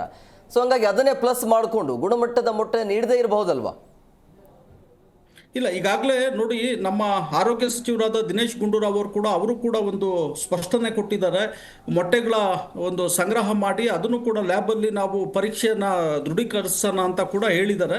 ಹಾಗಾಗಿ ಯಾರು ಕೂಡ ಆತಂಕಕ್ಕೆ ಒಳಗಾಗೋದು ಬೇಡ. ಅದು ಲ್ಯಾಬ್ ರಿಪೋರ್ಟ್ ಬರಲಿ, ಬಂದ ನಂತರ ಇಲ್ಲೂ ಕೂಡ ಮೊಟ್ಟೆನಲ್ಲಿ ಯಾವ ರೀತಿ ಇದೆ ಏನಿದೆ ಅದನ್ನೆಲ್ಲನೂ ಸಂಪೂರ್ಣವಾಗಿ ತಿಳ್ಕೊಂಡ ನಂತರ ಜನರ ಬಳಿಗೆ ಈ ಮೆಸೇಜ್ ಹೋದ್ರೆ ಉತ್ತಮ ಅನಿಸುತ್ತೆ. ಅಲ್ಲಿವರೆಗೂ ಯಾರು ಆತಂಕಕ್ಕೆ ಒಳಗಾಗೋದು ಬೇಡ. ಎಲ್ಲರೂ ಕೂಡ ಪ್ರತಿನಿತ್ಯ ಮೊಟ್ಟೆ ಸೇವನೆ ಮಾಡ್ಬೋದು. ನಾನು ಕೂಡ ಪ್ರತಿನಿತ್ಯ 1-2 ಮೊಟ್ಟೆ ಕೂಡ ನಾನು ಅಲ್ಲದೆ ನಮ್ಮ ಮನೆಯಲ್ಲಿ ಕೂಡ ಎಲ್ಲರೂ ಕೂಡ ಸೇವನೆ ಮಾಡ್ತಾ ಇದ್ದೀವಿ. ಮೊಟ್ಟೆ ಹಾನಿಕಾರಕ ಅಲ್ಲ, ಮೊಟ್ಟೆಯಿಂದ ಬಹಳಷ್ಟು ಪ್ರಯೋಜನ ಇದೆ. 12-13% ಪ್ರೋಟೀನ್ ಮೊಟ್ಟೆಯಿಂದ ಸಿಗ್ತಾ ಇದೆ. ನಾವು ಕೇವಲ 7-8 ರೂಪಾಯಿ ತಗೊಳ್ಳೋ ಮೊಟ್ಟೆನಲ್ಲಿ 12% ಅಂದರೆ 55 ಗ್ರಾಮ್ ಮೊಟ್ಟೆ ಇರುತ್ತೆ. ಸುಮಾರು 7 ಗ್ರಾಮ್ ಪ್ರೋಟೀನ್ ಸಿಗ್ತಾ ಇದೆ. 7 ರೂಪಾಯಿಗೆ 7 ಗ್ರಾಮ್ ಪ್ರೋಟೀನ್ ಸಿಗೋ ಅಂತ ವಸ್ತು ಆಹಾರ ಬೇರೆ ಯಾವುದೂ ಇಲ್ಲ. ಅತಿ ಕಡಿಮೆ ದರದಲ್ಲಿ ದೊರಕುವಂತಹ ಒಂದು ಆಹಾರ ಇದಾಗಿದೆ. ಹಾಗಾಗಿ ಎಲ್ಲರೂ ಕೂಡ ಯಾವುದೇ ಒಂದು ಆತಂಕಕ್ಕೆ ಒಳಗಾಗದೆ ಸೇವನೆ ಮಾಡ್ಬೋದು ಅಂತ ನಾನು ತಮ್ಮ ಮೂಲಕ ಹೇಳೋದಕ್ಕೆ ಇಷ್ಟಪಡ್ತಾ ಇದ್ದೀನಿ ಸರ್. ಸರ್, ಹಾಗೆ ಸಂಪರ್ಕದಲ್ಲಿ ಸರ್ ಕೀರ್ತಿ ಮೇಡಮ್ ಅವರು, ಈಗ ಮೊಟ್ಟೆ ತಗೊಳ್ಳೋದು ಪ್ರೋಟೀನ್ಗಾಗಿ, ಬಟ್ ಅದರಲ್ಲೇ ಈ ರೀತಿ ಪ್ರಾಬ್ಲಮ್ ಇದೆ, ಸಮಸ್ಯೆ ಇದೆ ಅಂತ ಹೇಳಿದಾಗ ಹೇಗೆ ಕಂಡು ಹಿಡಿಬೇಕು ಅದನ್ನು? ಮೊಟ್ಟೆನ ನಾವು ಈಸಿಯಾಗಿ ಕಂಡುಹಿಡಿಯೋದು ಹಳೆಯ ಮೊಟ್ಟೆನ ಹಾಳಾಗಿದೆಯಾ ಅನ್ನೋದು ಫ್ಲೋಟಿಂಗ್ ಟೆಸ್ಟ್ ಅಷ್ಟೇ. ಸೊ ನೀರು ಒಳಗಡೆ ಮೊಟ್ಟೆನ ಹಾಕಿದಾಗ ಅದು ತುಂಬ ಹಳೆಯದಾಗಿದ್ರೆ ಇಲ್ಲ ಒಳಗಡೆ ಕೆಟ್ಟಿದ್ರೆ ಅದು ತೇಲುತ್ತೆ. ಅಂಥ ಮೊಟ್ಟೆನ ನಾವು ಉಪಯೋಗಿಸಬಾರ್ದು. ಅಷ್ಟೇ ಅಲ್ಲ, ಖರೀದಿ ಮಾಡಿ ಮನೆಗೆ ಬಂದು ಚೆಕ್ ಮಾಡೋದು ಇಲ್ಲ, ಅಲ್ಲೇ ಹೋಗಿ ಒಂದು ಪಾತ್ರದಲ್ಲಿ ನೀರು ಹಾಕಿ ಚೆಕ್ ಮಾಡ್ಲಿಕ್ಕೆ ಆಗೋದಿಲ್ಲ ಅಲ್ವಾ? ಸೊ ಹಾಗಾಗಿ ಮನೆಗೆ ಖರೀದಿ ಮಾಡಿ ತಂದ ಮೇಲೆ ಆ ಮೊಟ್ಟೆನ ಫ್ಲೋಟಿಂಗ್ ಟೆಸ್ಟ್ ಮಾಡ್ಬೋದು. ಕ್ರ್ಯಾಕ್ ಟೆಸ್ಟ್ ಅಂತ ಬರುತ್ತೆ. ಮೊಟ್ಟೆ ಏನಾದರೂ ಕ್ರ್ಯಾಕ್ ಆಗಿದ್ರು ಅದನ್ನ ಯೂಸ್ ಮಾಡಬಾರ್ದು. ಅಷ್ಟೇ ಅಲ್ಲ, ಮೊಟ್ಟೆ ಮೇಲೆ ಹಲವಾರು ಗಲೀಜ್ ಕೂತಿರುತ್ತೆ. ಅಂದರೆ ಲೈಫ್ ಸ್ಟಾಕ್ನಲ್ಲಿ ಆ ಫಾರ್ಮಿಂಗ್ ಇದ್ರಲ್ಲೇನೆ ಆ ಮೊಟ್ಟೆ ಮೇಲೆ ಅದ್ರದ್ದು ಗಲೀಜ್ ಅಂಶ ಏನಾದರೂ ಕೂತಿದ್ರೆ ಖಂಡಿತವಾಗೂ ಅದನ್ನ ಕ್ಲೀನಾಗಿ ವಾಶ್ ಮಾಡಿ ಒಂದಷ್ಟು ಬಿಸಿ ನೀರು ಹಾಕಿ ಚೆನ್ನಾಗಿ ಉಜ್ಜಿ ನಂತರ ಬಳಕೆ ಮಾಡೋದು. ಬೇಯಿಸಿ ತಿನ್ನೋದು ಇಲ್ಲ ಆಮ್ಲೆಟೋ ಏನು ರೆಸಿಪಿ ಇರುತ್ತೆ ಅದನ್ನ ಮಾಡ್ಕೊಂಡು ತಿನ್ನೋದು ಉತ್ತಮ ಆಗುತ್ತೆ. ಬಟ್ ಯಾವ ಮೊಟ್ಟೆ ಫ್ಲೋಟ್ ಆಗುತ್ತೋ ದಯವಿಟ್ಟು ಅದನ್ನು ತೆಗೆದು ಹಾಕ್ಬಿಡಿ. It is like long lasting ಮೊಟ್ಟೆಗಳು. ಸೊ ಹಾಗಾಗಿ ಲಾಂಗ್ ಲಾಸ್ಟಿಂಗ್ ಮೊಟ್ಟೆಗಳನ್ನ ತಿಂದರೆ ಖಂಡಿತವಾಗೂ ನಮ್ಮ GI ಟ್ರ್ಯಾಕ್ ಅಂದರೆ ಹೊಟ್ಟೆ ಸಂಬಂಧಪಟ್ಟ ತೊಂದರೆಗಳನ್ನ ನಾವು ಅನುಭವಿಸ್ಬೇಕಾಗತ್ತೆ. ಹೊಟ್ಟೆ ಉರಿ ಆಗಿರ್ಬೋದು, ಅಜೀರ್ಣ ಆಗಿರ್ಬೋದು, ಹೊಟ್ಟೆ ನೋವು ಆಗಿರ್ಬೋದು, ಬ್ಲೋಟಿಂಗ್, ಅಸಿಡಿಟಿ, ಈ ಥರದ್ದೆಲ್ಲ ಸೂಕ್ಷ್ಮವಾಗಿ ನಮಗೆ ಕಂಡು ಬರುತ್ತೆ. ಸೊ ಹಾಗಾಗಿ ಮೊಟ್ಟೆ ತಿನ್ನೋದು ಮತ್ತು ಮೊಟ್ಟೆ ಬೇಯಿಸೋದ್ರಲ್ಲೂ ಕೂಡ ಮೊಟ್ಟೆ ಬೇಯಿಸೋದಕ್ಕಿಂತ ಮುಂಚೆ ಒಂದು ಸಲ ಸಾಲ್ಟ್ ವಾಟರ್ನಲ್ಲಿ ವಾಶ್ ಮಾಡೋದು ತುಂಬ ಉತ್ತಮ. ಕ್ರ್ಯಾಕ್ ಇರೋ ಮೊಟ್ಟೆನ ಕಂಪ್ಲೀಟಾಗಿ ಅವಾಯ್ಡ್ ಮಾಡಬೇಕು. ಫ್ಲೋಟಿಂಗ್ ಮೊಟ್ಟೆಗಳನ್ನ ಉಪಯೋಗಿಸಲೇಬಾರ್ದು. ಆ ನಂತರ ಮೊಟ್ಟೆನ 10ರಿಂದ 12 ನಿಮಿಷ ಸತತವಾಗಿ ಸಣ್ಣ ಉರಿನಲ್ಲಿ ಬೇಯಿಸಬೇಕು. 12 ನಿಮಿಷ 15 ನಿಮಿಷವರೆಗೂ ಬೇಯಿಸಿರೋ ಮೊಟ್ಟೆ ಖಂಡಿತವಾಗೂ ಅದು 100% ಬಾಯ್ಲ್ ಆಗಿರುತ್ತೆ. ಈವನ್ ಯೋಕ್ ಕೂಡ ಕರೆಕ್ಟಾಗಿ ಪರ್ಫೆಕ್ಟ್ ಟೆಂಪ್ರೇಚರ್ನಲ್ಲಿ ಬೆಂದಿರುತ್ತೆ. ಅಂಥ ಮೊಟ್ಟೆನ ತಿಂದರೆ ಖಂಡಿತವಾಗೂ ಯಾವುದೇ ತೊಂದರೆ ಆಗೋದಿಲ್ಲ. ಮೊಟ್ಟೆಗೆ ಎಕ್ಸ್ಪೈರಿ ಅನ್ನೋದು ಇರುತ್ತಾ? ಅಂದರೆ ಎಷ್ಟು ದಿನದ ಒಳಗಡೆ ಅದನ್ನು ಖರೀದಿ ಮಾಡಬೇಕು? ಅದನ್ನೇ ಕಂಡುಹಿಡಿಯೋದು. ಎಕ್ಸ್ಪೈರಿ ಡೇಟ್ ಎಲ್ಲ ನೀವು ಕಂಡುಹಿಡಿಯಬೇಕಂದ್ರೆ ಫ್ಲೋಟಿಂಗ್ ಟೆಸ್ಟ್, ಕ್ರ್ಯಾಕ್ ಅಷ್ಟು ಬಿಟ್ಟರೆ ಬೇರೆ ಯಾವುದು ಸಿಂಪಲ್ ಟೆಸ್ಟ್ ಇಲ್ಲ. ಆ ಥರ ನಾವು ಮೊಟ್ಟೆನಲ್ಲಿ ಟೆಸ್ಟ್ ಕಂಡುಹಿಡಿಬೇಕಂದ್ರೆ ಲ್ಯಾಬ್ರೇಟ್ರಿಗೆ ಕಳಿಸ್ಬೇಕು ಬಯಾಲಜಿಕಲ್ ಟೆಸ್ಟ್ ಮುಖಾಂತರ. ಅದ್ರದ್ದು ಕ್ವಾಲಿಟಿ ಮತ್ತು ಅದ್ರದ್ದು ಕಂಟೆಂಟ್ನ ನಾವು ಪಡ್ಕೊಬೋದಾಗುತ್ತೆ. ಮ್ಯಾಕ್ಸ್ ಟು ಮ್ಯಾಕ್ಸ್ 12 ಡೇಸ್ ಒಳಗಡೆ ಒಂದು ಮೊಟ್ಟೆ ಹಿಟ್ಟಾದಮೇಲೆ 12 ದಿನದ ಒಳಗಡೆ ಮೊಟ್ಟೆನ ಉಪಯೋಗಿಸೋದು ತುಂಬ ಒಳ್ಳೆಯದು. 6 ದಿನದ ನಂತರ ಬೇಡ ಅಂತಲೇ ಹೇಳೋದು. ಬಟ್ 12 ದಿನದ ಒಳಗಡೆ ಅದು ಫ್ಲೋಟ್ ಆಗಲ್ಲ. ಮೊಟ್ಟೆ floating indication is the first start of spoilage ಒಳಗಡೆ. ಸೊ ಫ್ಲೋಟ್ ಆಗೋ ಮೊಟ್ಟೆನ ಕಂಪ್ಲೀಟಾಗಿ ಅವಾಯ್ಡ್ ಮಾಡಿ. ಒಂದು ಅಷ್ಟೇ ಅಲ್ವಾ ಫ್ಲೋಟ್ ತಾನೇ ಆಗ್ತಾ ಇರೋದು ಅಂತ ಬೇಯಿಸಿದಾಗ ಅದರಲ್ಲಿ ಏನೂ ಗೊತ್ತಾಗೋದಿಲ್ಲ. ಫ್ಲೋಟ್ ಆಗೋ ಮೊಟ್ಟೆನ ನೀವು ಬೇಯಿಸಿದ್ರೆ ಅದರಲ್ಲಿ ಮೊಟ್ಟೆ ಸಿಪ್ಪೆ ತೆಗೆದಾಗ ನಿಮಗೆ ಅಷ್ಟು ಏನೂ ಡಿಫ್ರೆನ್ಸ್ ಕಾಣೋದಿಲ್ಲ, ಟೇಸ್ಟಲ್ಲೂ ಅಷ್ಟು ಡಿಫ್ರೆನ್ಸ್ ಕಾಣೋದಿಲ್ಲ. ಬಟ್ ಅದು ಸ್ಪಾಯ್ಲೇಜ್ ಕ್ರಿಯೆ ಶುರು ಆಗಿರುತ್ತೆ. ಅಂಥದ್ದು ನಿಜವಾಗ್ಲೂ ಉಪಯೋಗಿಸ್ಬೇಡಿ. ಒಂದು ಮೊಟ್ಟೆ 7 ರೂಪಾಯಿ 8 ರೂಪಾಯಿ ಆಗಿರ್ಬೋದು. ಬಟ್ ಅಂಗಡಿಯಿಂದ ತಂದ ಮೇಲೆ ಹುಷಾರಾಗಿ ಅದನ್ನ ತೊಳೆದು ಬೇಯಿಸಿ ತಿನ್ನೋದು ತುಂಬ ಉತ್ತಮ. ನೀವು ಆ್ಯಡಿಂಗ್ ಆನ್, ಇವಾಗ once the egg is boiled, flavour change ಆಗಿರುತ್ತೆ, ಕಲರು ಸ್ವಲ್ಪ ಚೇಂಜ್ ಆಗಿದೆ. ಎಲ್ಲೋ ಇರುತ್ತಲ್ಲ, that will not be deep yellow, ಒಂದು ಪರ್ಪ್ಲಿಶ್ ಟಿಂಜ್ ಬಂದುಬಿಟ್ಟಿರುತ್ತೆ. ಮತ್ತು ಅದು ಆರ್ಡರ್ ಅಂತೀವಲ್ಲ, ಆರ್ಡರ್ ಅಂದರೆ ಸ್ಮೆಲ್ ಸ್ವಲ್ಪ 100% ಡಿಫ್ರೆಂಟ್ ಕಾಣುತ್ತೆ. ಸೊ ಎಗ್ ಏನಕ್ಕೆ ಫ್ಲೋಟ್ ಆಗುತ್ತೆ ಅಂದರೆ ಅದು ಕೆಟ್ಟೋದ್ಮೇಲೆ there is lot of gas released ಒಳಗಡೆ, ಮೊಟ್ಟೆ ಒಳಗಡೆ ಗ್ಯಾಸ್ ರಿಲೀಸ್ ಆಗೋದ್ರಿಂದ the egg comes up on floats. ಈ ಎಕ್ಸ್ಟ್ರಾ ಗ್ಯಾಸು ಅಲ್ಲಿ ಇರುವ ಪ್ರೋಟೀನ್ ಅಂಶದಲ್ಲೂ ಬ್ರೇಕ್ ಡೌನ್ ಆಗಿ ಸಮ್ ಅನ್ವಾಂಟೆಡ್ ಸಬ್ಸ್ಟೆನ್ಸ್ ಬರೋದ್ರಿಂದ you get that colour change ಮತ್ತು ಆ ಟೇಸ್ಟ್ ಚೇಂಜ್. ಸೊ ಮಿಕ್ಕದೆಲ್ಲ ಮೇಡಮ್ ಹೇಳ್ದಂಗೆ only way easiest household ಅಲ್ಲಿ ಏನು ಮಾಡಬೇಕಂದ್ರೆ floating test. Suppose egg goes down, it is safe. ಅಲ್ಲ, ಇದು ಮುಳುಗಬೇಕು. ಮೊಟ್ಟೆ ಚೆನ್ನಾಗಿದೆಯೋ ಇಲ್ವೋ ಅಂತ ನೋಡೋದಕ್ಕೆ ಮಾತ್ರ ಈ ಟೆಸ್ಟ್. ಬಟ್ ಈ ಥರ ಕೆಮಿಕಲ್ಸ್ ಇದೆಯೋ ಇಲ್ವೋ ಅಂತ ಯಾರಿಗೂ ನೋ ಒನ್ ಕ್ಯಾನ್ ಫೈಂಡ್. ಅದನ್ನ ಆಹಾರ ಇಲಾಖೆ ಮಾಡೋದು, ಅದು ಅವ್ರು ಮಾಡಬೇಕಾಗಿರೋದು. ಅದನ್ನ ಫುಡ್ ತಗೊಂಡು ಅನಲೈಸ್ ಮಾಡಿ ಇಷ್ಟಿದೆ ನಂಬಿಕೆ ಮೇಲೆ ಈ ಥರ ಫ್ಲೋಟಿಂಗ್ ಟೆಸ್ಟ್ ಮಾಡ್ಕೊಂಡು ತಿಂದಿರೋರಿಗೆ ಇವಾಗ ಗೊತ್ತಾಗಲ್ಲ. ಆದರೆ ಡೌನ್ದಲ್ಲಿ ಏನು ಒಂದು ಅಷ್ಟು ವರ್ಷ ಆದಮೇಲೆ ಅವ್ರಿಗೆ ಅದ್ರ ಪರಿಣಾಮ ಬೀರ್ಬೋದಲ್ವಾ? ಸಾಮ ಗೊತ್ತಾಗಲ್ಲ, ನಾವು ಆಗ ಮೊಟ್ಟೆ ತಿಂದಿದ್ದೆ ಅದರಿಂದ ಅಂತ ಗೊತ್ತಾಗೋದಿಲ್ಲ. ಇದರಿಂದ ಸೇಫು, ನೀವು ಮೊಟ್ಟೆ ತಿನ್ನಲ್ಲ. ಆದರೆ ಬೇರೆ ಆಹಾರ ತಿನ್ನೋದು ಒಂದು ಪ್ರಾಬ್ಲಮ್ ಆಗೋಗಿದೆಯಲ್ಲ. ಕೆಲವು ಟೈಮು ಇಮಿಡಿಯೇಟ್ ಆಗೂ ಬರ್ತಾರೆ ಕೆಟ್ಟ ಮುಟ್ಟದ ಮೇಲೆ, ಕೆಟ್ಟೋಗಿರೋ ಮುಟ್ಟದ ಮೇಲೆ ಫುಡ್ ಪಾಯ್ಸನಿಂಗ್ ವಾಮಿಟಿಂಗ್ ಆಗ ಕೇಳಿದಾಗ ಸ್ವಲ್ಪ ಏನೋ ಸ್ಮೆಲ್ ಬಂತು ಸರ್ ಮೊಟ್ಟೆನಲ್ಲಿ, ನಾನು ಏನೋ ಅದು ನಾರ್ಮಲ್ ಅಂತ ತಿನ್ಬಿಟ್ಟೆ, ನೆಕ್ಸ್ಟ್ ಡೇ ಬೆಳಗ್ಗೆ ಲೂಸ್ ಮೋಷನ್ಸ್ ವಾಮಿಟಿಂಗ್ ಅಂತ ಬರೋರು ಇದ್ದಾರೆ. ಸೊ ಅಕ್ಯೂಟ್ ಸೈನ್ಸ್ ಆಫ್ ಟಾಕ್ಸಿಸಿಟಿನೂ ಇದೆ. ಬಟ್ ಇಂಥ ಕೆಮಿಕಲ್ಸ್ ಕಂಡುಹಿಡಿಯೋದು ಬಂದ್ಬಿಟ್ಟು ಪ್ಯೂರ್ಲಿ ಲ್ಯಾಬ್ರೇಟರಿಯಲ್ಲೇ ಮಾಡ್ತಾರೆ. ಅಲ್ಲ, ನಾನು ಹೇಳೋದು ಈ ಒಂದು ಮೊಟ್ಟೆದು ಇಟ್ಕೊಂಡು ಈ ಥರ ಮಾಡ್ತಾ ಇದ್ದಾರೆ. And tobacco is so injurious to health ಅಂತ ಗೊತ್ತಿದ್ದೂ ಅದನ್ನು ಓಪನ್ ಮಾರ್ಕೆಟಲ್ಲಿ ಮಾಡ್ತಾ ಇದ್ದಾರೆ. ಬೇರೆನೂ ಎಷ್ಟೊಂದಿದೆ. So I was little worried about those things. ವಿರಳ ಸರ್, ಈಗ ಇದು ಏನೇ ಅಂದ್ಕೊಂಡಿದ್ರು ಕೂಡ ಇದೊಂದು ವ್ಯಾಪಾರ. ಆದರೆ ಅಂಗಡಿಗಳು ಅಥವಾ ವ್ಯಾಪಾರಿಗಳು ಅಂತ ನೋಡೋದು ತಮ್ಮ ಬ್ರ್ಯಾಂಡನ್ನು ಹೆಚ್ಚಳ ಮಾಡಿಕೊಳ್ಳಕ್ಕೆ, ಅಂದರೆ ಗುಣಮಟ್ಟವನ್ನು ನೋಡ್ತಾರಾ ಅಥವಾ ಲಾಭಕ್ಕಾಗಿ ನೋಡ್ತಾರಾ ಅಂಥೇಳಿ? ಇಲ್ಲ, ಖಂಡಿತವಾಗ್ಲೂ ಗುಣಮಟ್ಟಕ್ಕೆ ಆದ್ಯತೆ ಕೊಡಬೇಕಾಗತ್ತೆ. ಈಗ ರೈತರು ಕೋಳಿ ಫಾರ್ಮ್ಗಳಲ್ಲಿ ಇರ್ಬೋದು, ಗುಣಮಟ್ಟಕ್ಕೆ ಕೂಡ ಅವರು ಒತ್ತು ಕೊಟ್ಟು ಒಳ್ಳೆ ಮೊಟ್ಟೆನ ಮಾರುಕಟ್ಟೆಗೆ ಸರಬರಾಜು ಮಾಡ್ತಾರೆ. ಯಾರೇ ಆಗಲಿ ಉತ್ಪಾದಕ ರೈತರು ಗುಣಮಟ್ಟಕ್ಕೆ ಬಹಳಷ್ಟು ಆದ್ಯತೆ ಕೊಡ್ತಾರೆ. ಇಲ್ಲ ಅಂದ್ರೆ ನಂತರ ದಿನಗಳಲ್ಲಿ ಅವರು ಮಾರ್ಕೆಟ್ ಮಾಡ್ಲಿಕ್ಕೆ ಆಗೋದಿಲ್ಲ, ಅಂದ್ರೆ ಯಾರು ಅವ್ರ ಹತ್ರ ಬಳಿ ಹೋಗಿ ಖರೀದಿ ಮಾಡೋದಿಲ್ಲ. ಹಾಗಾಗಿ ಡಿಸ್ಟ್ರಿಬ್ಯೂಟರ್ಗಳು ಕೂಡ ಏನು ರಿಟೈಲ್ ಔಟ್ಲೆಟ್ಗಳಿಗೂ ಸಪ್ಲೈ ಮಾಡ್ತಾರೆ. ಅವರು ಕೂಡ ಸಾಗಾಣಿಕೆ ಟೈಮಲ್ಲಿ ಇರ್ಬೋದು ಗುಣಮಟ್ಟನ ಕಾಪಾಡಬೇಕಾಗತ್ತೆ. ಮತ್ತು ರಿಟೇಲ್ದಾರರು ಅಷ್ಟೇ ಗ್ರಾಹಕರಿಗೆ ತಲುಪೋವರೆಗೂ ಕೂಡ ಗುಣಮಟ್ಟದ ಮೊಟ್ಟೆನೇ ಕೊಡಬೇಕಾಗತ್ತೆ. ಈಗಾಗಲೇ ಮೇಡಮ್ ಹೇಳ್ತಾ ಇದ್ರು 12 ದಿನವರೆಗೂ ಸೇವನೆ ಮಾಡ್ಬೋದು ಅಂತ. ಅದು ಭಾಳಷ್ಟು ಸತ್ಯ. ಮೊಟ್ಟೆ ಕೋಳಿಯಿಂದ ಬಂದ ನಂತರ 12 ದಿನವರೆಗೂ ತೊಂದರೆ ಇರಲ್ಲ. ರೆಫ್ರಿಜರೇಟ್ ಮಾಡಿದ್ರೆ ತಿಂಗಳಾನ್ಗಟ್ಲೆ ಬೇಕಾದರೂ ಉಪಯೋಗಿಸ್ಬೋದು. ನಾವು ರೂಮ್ ಟೆಂಪ್ರೇಚರಲ್ಲಿ ಇಟ್ಟರೆ ಒಂದು 12 ದಿನ ಒಳಗಡೆ ಸೇವನೆ ಮಾಡೋದು ಅತ್ಯಂತ ಒಳ್ಳೆಯದು. ಅದನ್ನು ನೋಡ್ಕೋಬೇಕಾಗತ್ತೆ. ಗುಣಮಟ್ಟ ಇದರಲ್ಲಿ ಅದೊಂದು ನೋಡಿಕೊಂಡ್ರೆ ಸಾಕಾಗುತ್ತೆ, ಬೇರೆ ಏನು ತೊಂದರೆ ಇರೋದಿಲ್ಲ. ಮತ್ತು ಮೊಟ್ಟೆನಲ್ಲಿ ಸಾಕಷ್ಟು ಪೋಷಕಾಂಶಗಳು ಸಿಗೋದ್ರಿಂದ ವಿಟಮಿನ್ ಸಿ ಒಂದು ಬಿಟ್ಟು ಎಲ್ಲ ಮನುಷ್ಯನಿಗೆ ಬೇಕಾಗುವಂತ ಎಲ್ಲ ನಾನು ಹೇಳೋದು ಅದನ್ನೇ ಬಂಡವಾಳ ಮಾಡ್ಕೋಬಾರ್ದು ಅಂತ. ಹೌದು, ಮೊಟ್ಟೆ ತಗೊಳ್ಳೋದು, ಬಟ್ ಅದೇ ಬಂಡವಾಳ ಆಗಬಾರ್ದು ಅನ್ನೋದು. ಈಗಾಗಲೇ ನೋಡಿ, ಸರ್ಕಾರನೂ ಕೂಡ ಎಚ್ಚೆತ್ಕೊಂಡಿದೆ. ಸರ್ಕಾರ ಕೂಡ ಮಾನ್ಯ ಮಂತ್ರಿಗಳು ಕೂಡ, ಆರೋಗ್ಯ ಸಚಿವರು ಕೂಡ ಹೇಳಿದ್ದಾರೆ. ಫುಡ್ ಅಂಡ್ ಡ್ರಗ್ ಡಿಪಾರ್ಟ್ಮೆಂಟ್ಗೂ ಕೂಡ ಅವರು ಇನ್ಸ್ಟ್ರಕ್ಷನ್ ಕೊಟ್ಟಿದ್ದಾರೆ. ಸಾಕಷ್ಟು ಕಡೆ ಸಂಗ್ರಹ ಕೂಡ ಆಗಿದೆ ಅನಿಸುತ್ತೆ, ಲ್ಯಾಬ್ಗೆ ಕಳಿಸಿದ್ದಾರೆ. ನಾವು ಕೂಡ ಕರ್ನಾಟಕದಲ್ಲಿ ಕಾಯೋಣ.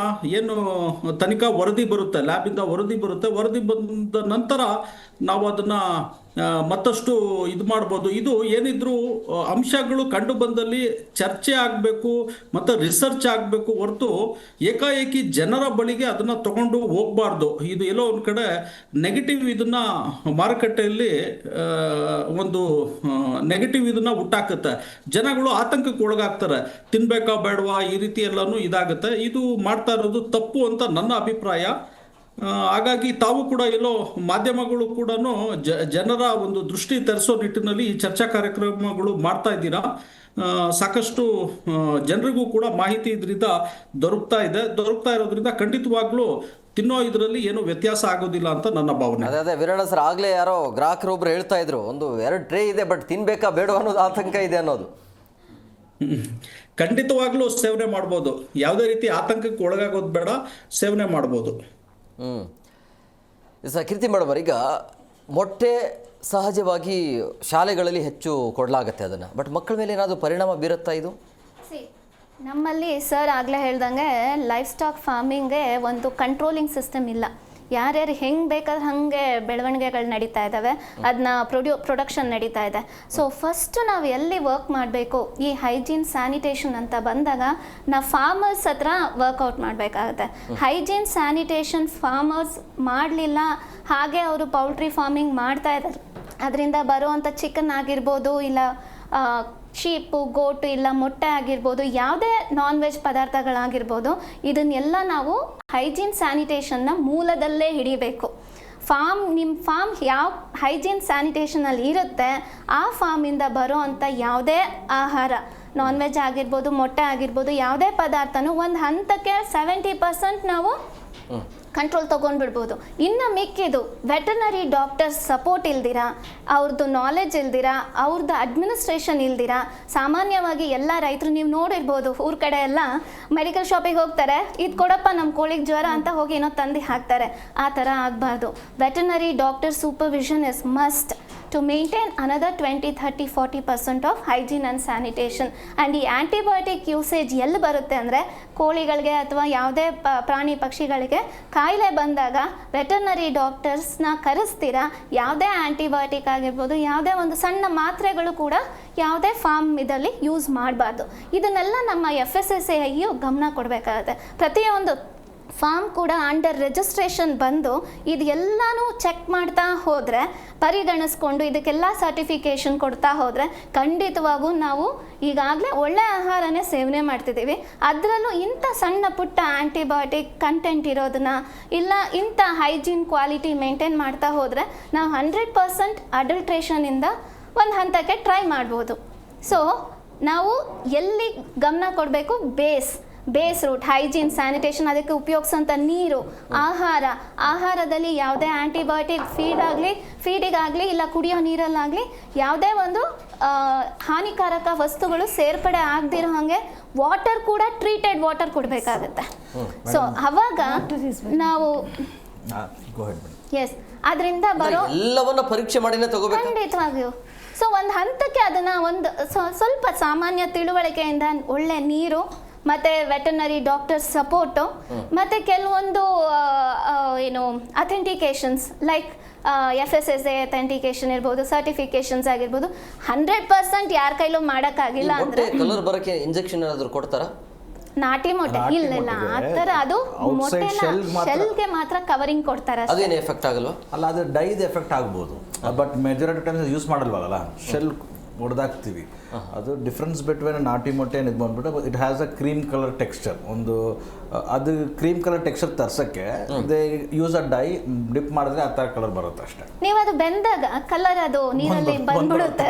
ಅದು ನಾಟಿ ಮೊಟ್ಟೆ ಇಲ್ಲ ಅಂದ್ರೆ ನೀರಲ್ಲಿ ಅದು ಬಿಸಿ ನೀರು ಕುದ್ದಾಗ ನೀರಿಗೆ ಕಲರ್ ಸೇರ್ಪಡೆ ಆಗುತ್ತೆ. ಸೊ ಫಸ್ಟು ನಾವು ಪ್ರಿಕಾಷನ್ ತೊಗೊಳ್ಬೇಕಾಗಿರೋದು ಫಾರ್ಮಿಂಗಲ್ಲಿ ನಾವು ಒಂದಷ್ಟು ಮಟ್ಟಕ್ಕೆ ಕೇರ್ಫುಲ್ ಆಗಿ ಪ್ಲಾನ್ ಅಪ್ ಮಾಡಿ ರೈತರುಗಳಿಗೂ ಒಂದಷ್ಟು ತಿಳುವಳಿಕೆ ಕೊಟ್ಟರೆ ಖಂಡಿತ ಒಂದು 70-80% ಅಷ್ಟು ಅಡಲ್ಟ್ರೇಷನ್ನ ನಾವು ಈಸಿಯಾಗಿ ಓವರ್ಕಮ್ ಮಾಡ್ಬೋದು. ಮೇಡಮ್ ಮಾಡ್ತಾ ಇರ್ತಾ I just remembered, antibiotic misutility maximum ಮಾಡೋದು ನಾವು ಕೋಳಿಗಳಲ್ಲ. ನೋಡಿದ್ರೆ ಏನೋ ಕೆಮ್ಮು ಕಫ ಬಂದರೆ ಡಾಕ್ಟ್ರ್ ಹತ್ರ ಹೋಗೋರು 100 ಜನರಲ್ಲಿ ಒಬ್ಬರು ಹೋಗ್ತಾರೆ, ಮಿಕ್ಕವರೆಲ್ಲ ಫಾರ್ಮಸಿ ಹೋಗ್ಬಿಟ್ಟು ಅವರೇ ತೊಗೊಂಡ್ಬಿಡ್ತಾರೆ, ಇಲ್ಲ ಅವರವರೇ ಡಾಕ್ಟ್ರುಗಳು. ಲಾಸ್ಟ್ ಟೈಮ್ ಇದು ಈ ಕೆಮ್ಮು ಬಂತು, ಈ ಆ್ಯಂಟಿಬಯೋಟಿಕ್ ತೊಗೊಂಡೆ, ಗೂಗಲ್ ಡಾಕ್ಟ್ರು. ಸೊ ಅವರವರೇ ತೊಗೊಳೋದ್ರಿಂದ ಈ antibiotic resistance is a hike. So veterinary doctor ತನಕ if suppose we are getting so much of precision ಅಂದರೆ ನಾವು ಇದು ಅಡಾಪ್ಟ್ ಮಾಡೋಕ್ಕೆ ತಿಳ್ಕೋಬೇಕು. Very good point. Veterinary doctor ಮತ್ತು ರೆಗ್ಯುಲೇಟೆಡ್ ಮಾರ್ಕೆಟಿಂಗು, ರೆಗ್ಯುಲೇಟೆಡ್ ಸರ್. ಈಗ ಇರುವಂಥ ಪ್ರಶ್ನೆ ಏನು ಅಂದರೆ, ಈಗ ಈ ರೀತಿ ಆತಂಕ ಬಂದಾದ ನಂತರ ದಿನಕ್ಕೆ ಎಷ್ಟು ಮೊಟ್ಟೆ ತಿಂದರೆ ಸೇಫ್?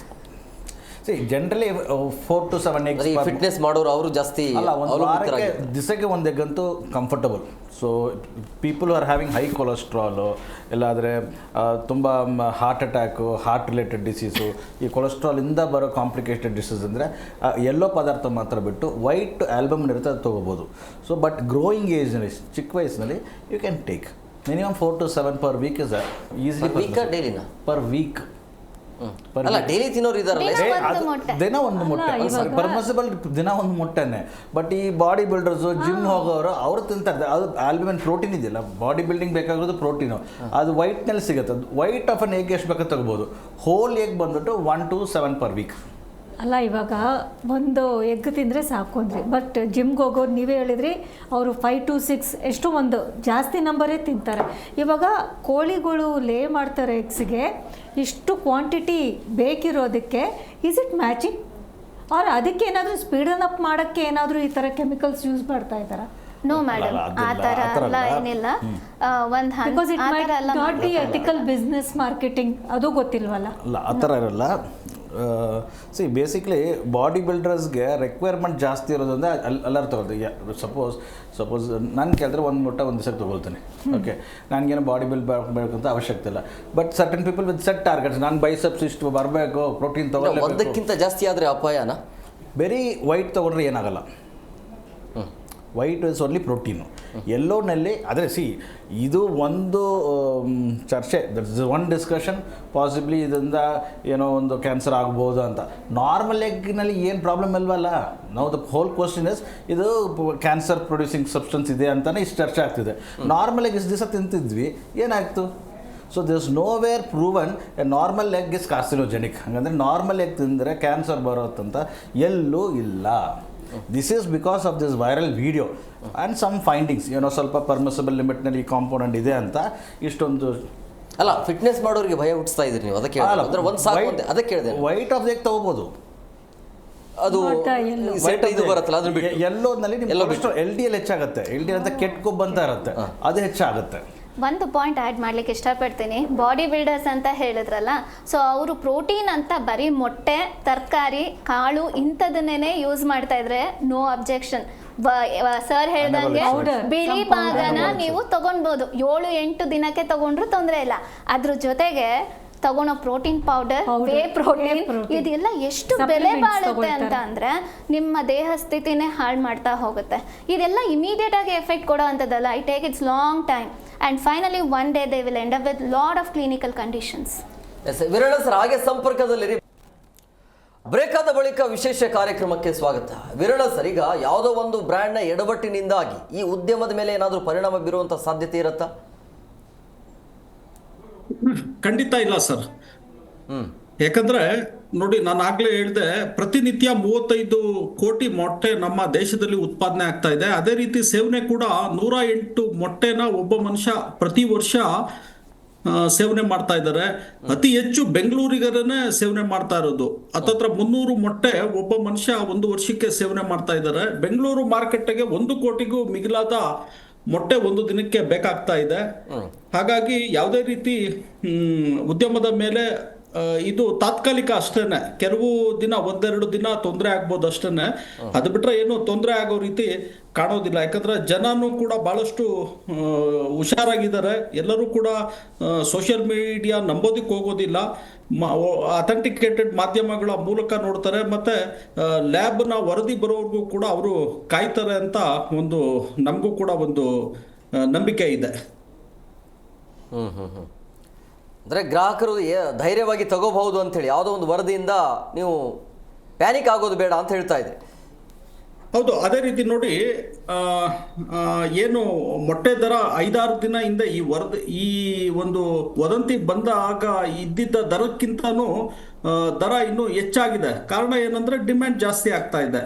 ಯಾಕಂದ್ರೆ ಕುಸಿತ ಏನಾದರೂ ಆಗಿದ್ದಿದ್ರೆ ದರ ಕಮ್ಮಿ ಆಗಬೇಕಿತ್ತು. ದರ ಯಾವುದೇ ಪ್ರದೇಶದಲ್ಲೂ ಕೂಡ ನಮ್ಮ ದೇಶದಲ್ಲಿ ಕಮ್ಮಿ ಆಗಿಲ್ಲ, ಇನ್ನೂ ಹೆಚ್ಚುತ್ತಾನೆ ಹೋಗಿದೆ. ಅಂದರೆ ಡಿಮ್ಯಾಂಡ್ ಕೂಡ ಚೆನ್ನಾಗಿದೆ. ಈ ಚಳಿಗಾಲ ಇರೋದ್ರಿಂದ ಜನತೆ ಏನು ಮಾಡ್ತಾರೆ, ಬೆಚ್ಚಗಿರಬೇಕು ಅಂತ ಹೇಳಿದ್ರೆ ಪ್ರೋಟೀನ್ ಫುಡ್ನ ಪ್ರಿಫರ್ ಮಾಡ್ತಾರೆ.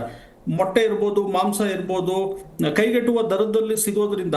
ವೀರಣ್ಣ ಸರ್, ಈಗ ರೇಟ್ ಜಾಸ್ತಿ ಆಗಿರೋದ್ರಿಂದಾಗಿ ಈ ರೀತಿ ಸ್ಪ್ರೆಡ್ ಮಾಡಿದ್ರ ಅಂತ ಅನ್ಸುತ್ತಾ ನಿಮಗೆ?